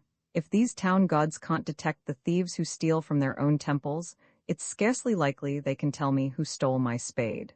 The partridge and the fowler of Fowler caught a partridge in his nets, and was just about to wring its neck when it made a piteous appeal to him to spare its life and said, "Do not kill me, but let me live, and I will repay you for your kindness by decoying other partridges into your nets." "No," said the fowler, "I will not spare you. I was going to kill you anyhow, and after that treacherous speech you thoroughly deserve your fate." The runaway slave, a slave, being discontented with his lot, ran away from his master. He was soon missed by the latter, who lost no time in mounting his horse and setting out in pursuit of the fugitive. He presently came up with him, and the slave, in the hope of avoiding capture, slipped into a treadmill and hid himself there. "Aha," said his master, "that's the very place for you, my man." The hunter and the woodman. A hunter was searching in the forest for the tracks of a lion, and catching sight presently of a woodman engaged in felling a tree, he went up to him and asked him if he had noticed a lion's footprints anywhere about, or if he knew where his den was. The woodman answered, "If you will come with me, I will show you the lion himself." The hunter turned pale with fear, and his teeth chattered as he replied, "Oh, I'm not looking for the lion, thanks, but only for his tracks." The serpent and the eagle. An eagle swooped down upon a serpent and seized it in his talons with the intention of carrying it off and devouring it. But the serpent was too quick for him, and had its coils round him in a moment, and then there ensued a life-and-death struggle between the two. A countryman, who was a witness of the encounter, came to the assistance of the eagle, and succeeded in freeing him from the serpent and enabling him to escape. In revenge, the serpent spat some of his poison into the man's drinking horn. Heated with his exertions, the man was about to slake his thirst with a draught from the horn, when the eagle knocked it out of his hand, and spilled its contents upon the ground. One good turn deserves another. The rogue and the oracle. A rogue laid a wager that he would prove the oracle at Delphi to be untrustworthy, by procuring from it a false reply to an inquiry by himself. So he went to the temple on the appointed day with a small bird in his hand, which he concealed under the folds of his cloak, and asked whether what he held in his hand were alive or dead. If the oracle said, "Dead," he meant to produce the bird alive. If the reply was alive, he intended to wring its neck and show it to be dead. But the oracle was one too many for him, for the answer he got was this: "Stranger, whether the thing that you hold in your hand be alive or dead is a matter that depends entirely on your own will." The horse and the ass. A horse, proud of his fine harness, met an ass on the high road. As the ass with his heavy burden moved slowly out of the way to let him pass, the horse cried out impatiently that he could hardly resist kicking him to make him move faster. The ass held his peace, but did not forget the other's insolence. Not long afterwards, the horse became broken-winded and was sold by his owner to a farmer. One day, as he was drawing a dung cart, he met the ass again, who in turn derided him and said, "Aha! You never thought to come to this, did you, you who were so proud? Where are all your gay trappings now?" The dog chasing a wolf. A dog was chasing a wolf, and as he ran he thought what a fine fellow he was, and what strong legs he had, and how quickly they covered the ground. "Now, there's this wolf," he said to himself. "What a poor creature he is. He's no match for me, and he knows it, and so he runs away." But the wolf looked round just then and said, "Don't you imagine I'm running away from you, my friend? It's your master I'm afraid of." Grief and his due. When Jupiter was assigning the various gods their privileges, it so happened that Grief was not present with the rest, but when all had received their share, he too entered and claimed his due. Jupiter was at a loss to know what to do, for there was nothing left for him. However, at last he decided that to him should belong the tears that are shed for the dead. Thus it is the same with Grief as it is with the other gods. The more devoutly men render to him his due, the more lavish is he of that which he has to bestow. It is not well, therefore, to mourn long for the departed. Else Grief, whose sole pleasure is in such mourning, will be quick to send fresh cause for tears. The hawk, the kite, and the pigeons in a certain dovecote were persecuted by a kite, who every now and then swooped down and carried off one of their number. So they invited a hawk into the dovecote to defend them against their enemy, but they soon repented of their folly. For the hawk killed more of them in a day than the kite had done in a year. The woman and the farmer, a woman, who had lately lost her husband, used to go every day to his grave and lament her loss. A farmer, who was engaged in plowing not far from the spot, set eyes upon the woman and desired to have her for his wife. So he left his plow and came and sat by her side, and began to shed tears himself.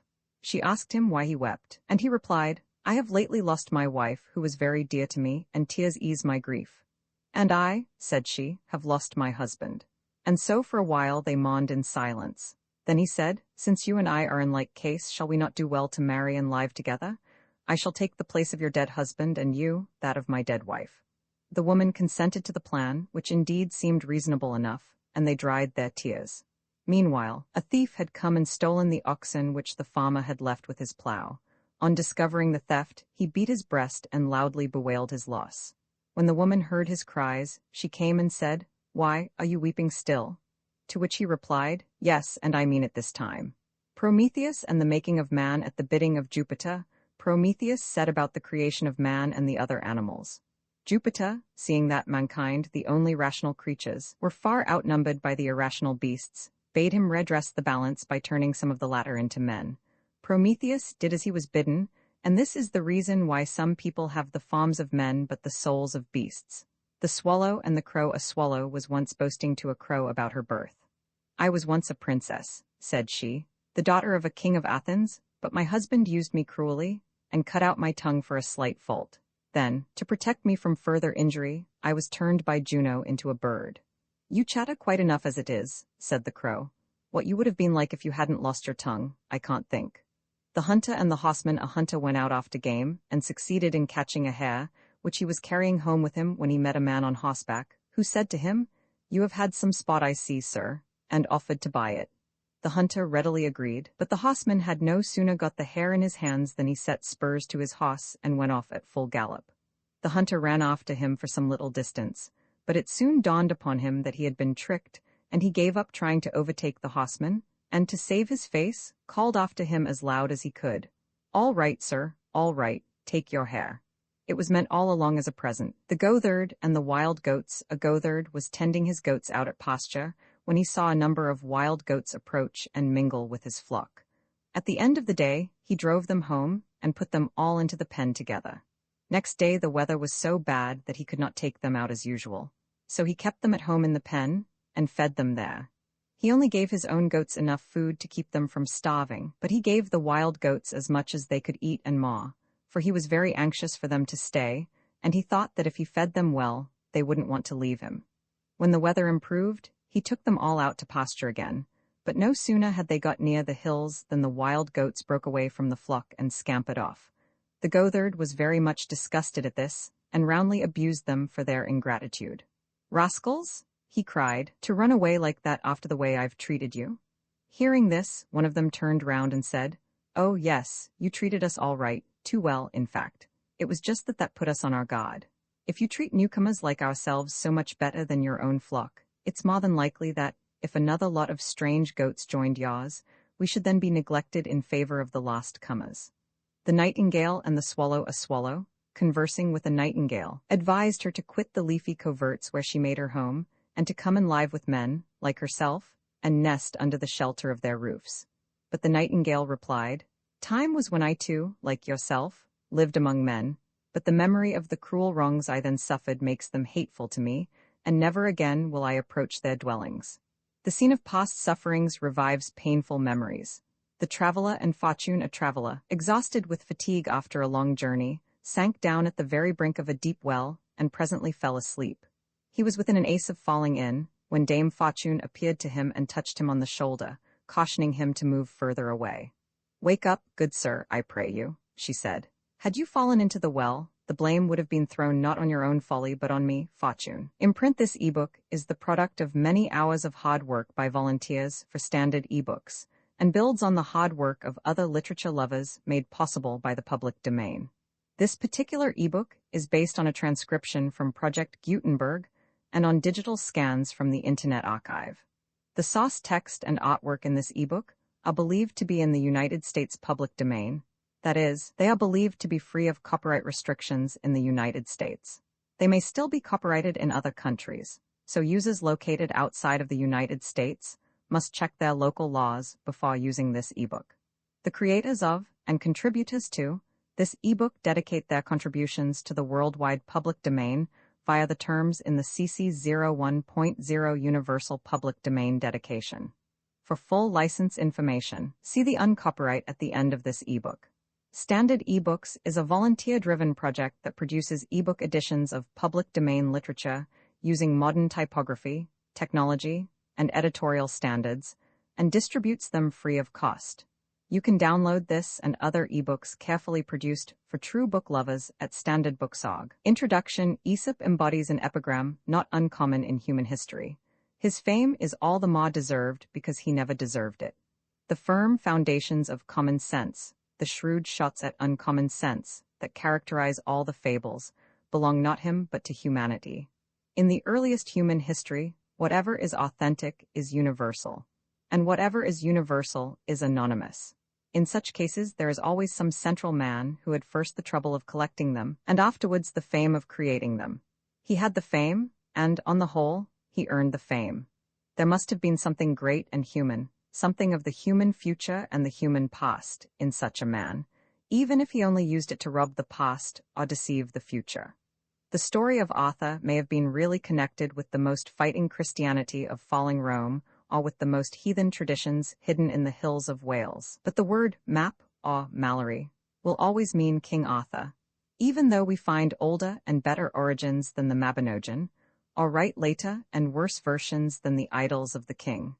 The nursery fairy tales may have come out of Asia with the Indo-European race, now fortunately extinct. They may have been invented by some fine French lady or gentleman like Perrault. They may possibly even be what they profess to be, but we shall always call the best selection of such tales Grimm's Tales, simply because it is the best collection. The historical Aesop, insofar as he was historical, would seem to have been a Phrygian slave, or at least one not to be specially and symbolically adorned with the Phrygian cap of liberty. He lived, if he did live, about the 6th century before Christ, in the time of that Croesus, whose story we love and suspect like everything else in Herodotus. There are also stories of deformity of feature and a ready ribaldry of tongue. Stories which, as the celebrated Cardinal said, explain, though they do not excuse, his having been hurled over a high precipice at Delphi.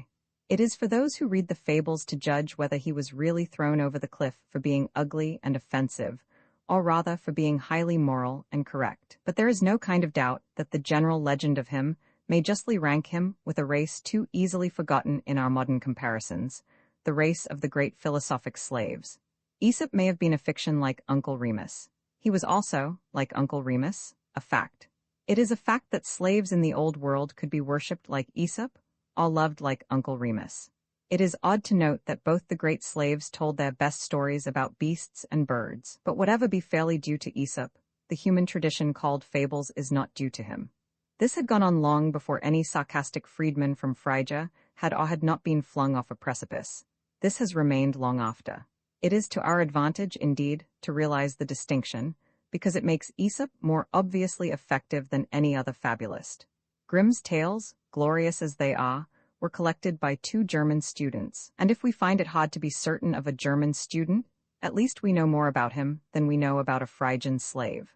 The truth is, of course, that Aesop's fables are not Aesop's fables, any more than Grimm's fairy tales were ever Grimm's fairy tales. But the fable and the fairy tale are things utterly distinct. There are many elements of difference, but the plainest is plain enough.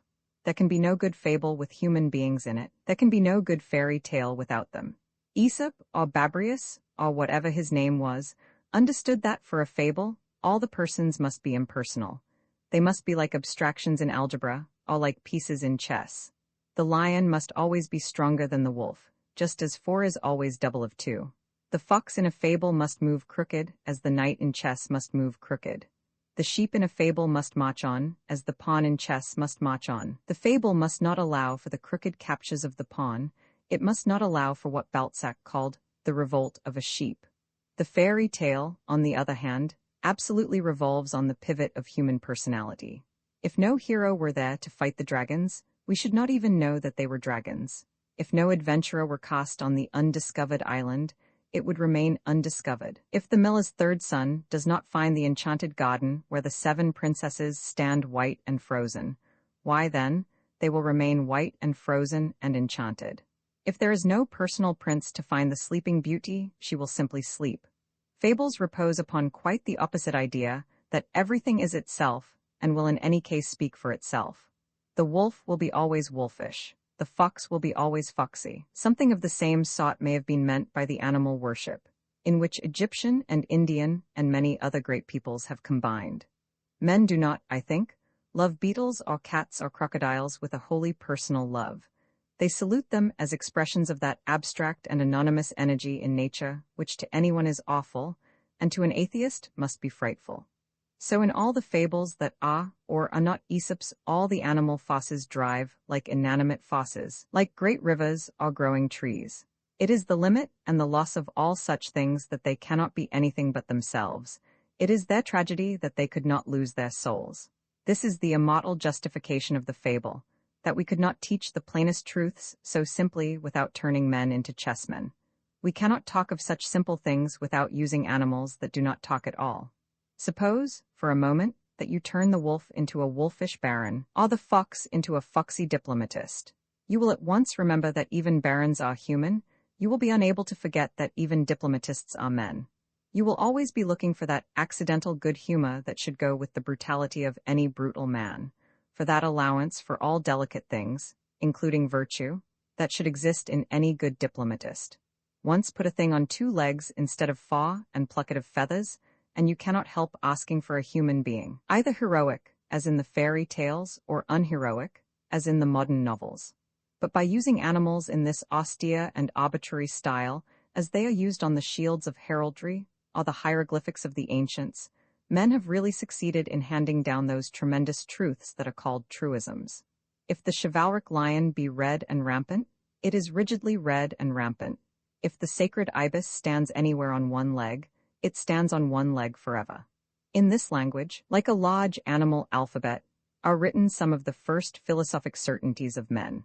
As the child learns a for ass or b for bull or c for cow, so man has learnt here to connect the simpler and stronger creatures with the simpler and stronger truths. That a flowing stream cannot befoul its own fountain, and that anyone who says it does is a tyrant and a liar. That a mouse is too weak to fight a lion, but too strong for the cords that can hold a lion. That a fox who gets most out of a flat dish may easily get least out of a deep dish.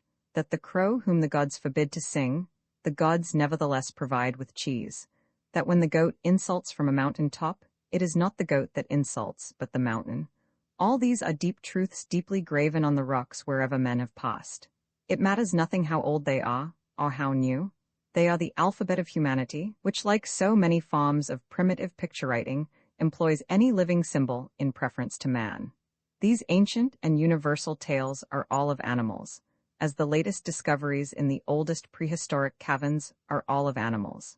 Man, in his simplest states, always felt that he himself was something too mysterious to be drawn, but the legend he carved under these cruder symbols was everywhere the same, and whether fables began with Aesop or began with Adam, whether they were German and medieval as Reynard the Fox, or as French and Renaissance as La Fontaine, the upshot is everywhere essentially the same, that superiority is always insolent because it is always accidental, that pride goes before a fall, and that there is such a thing as being too clever by half.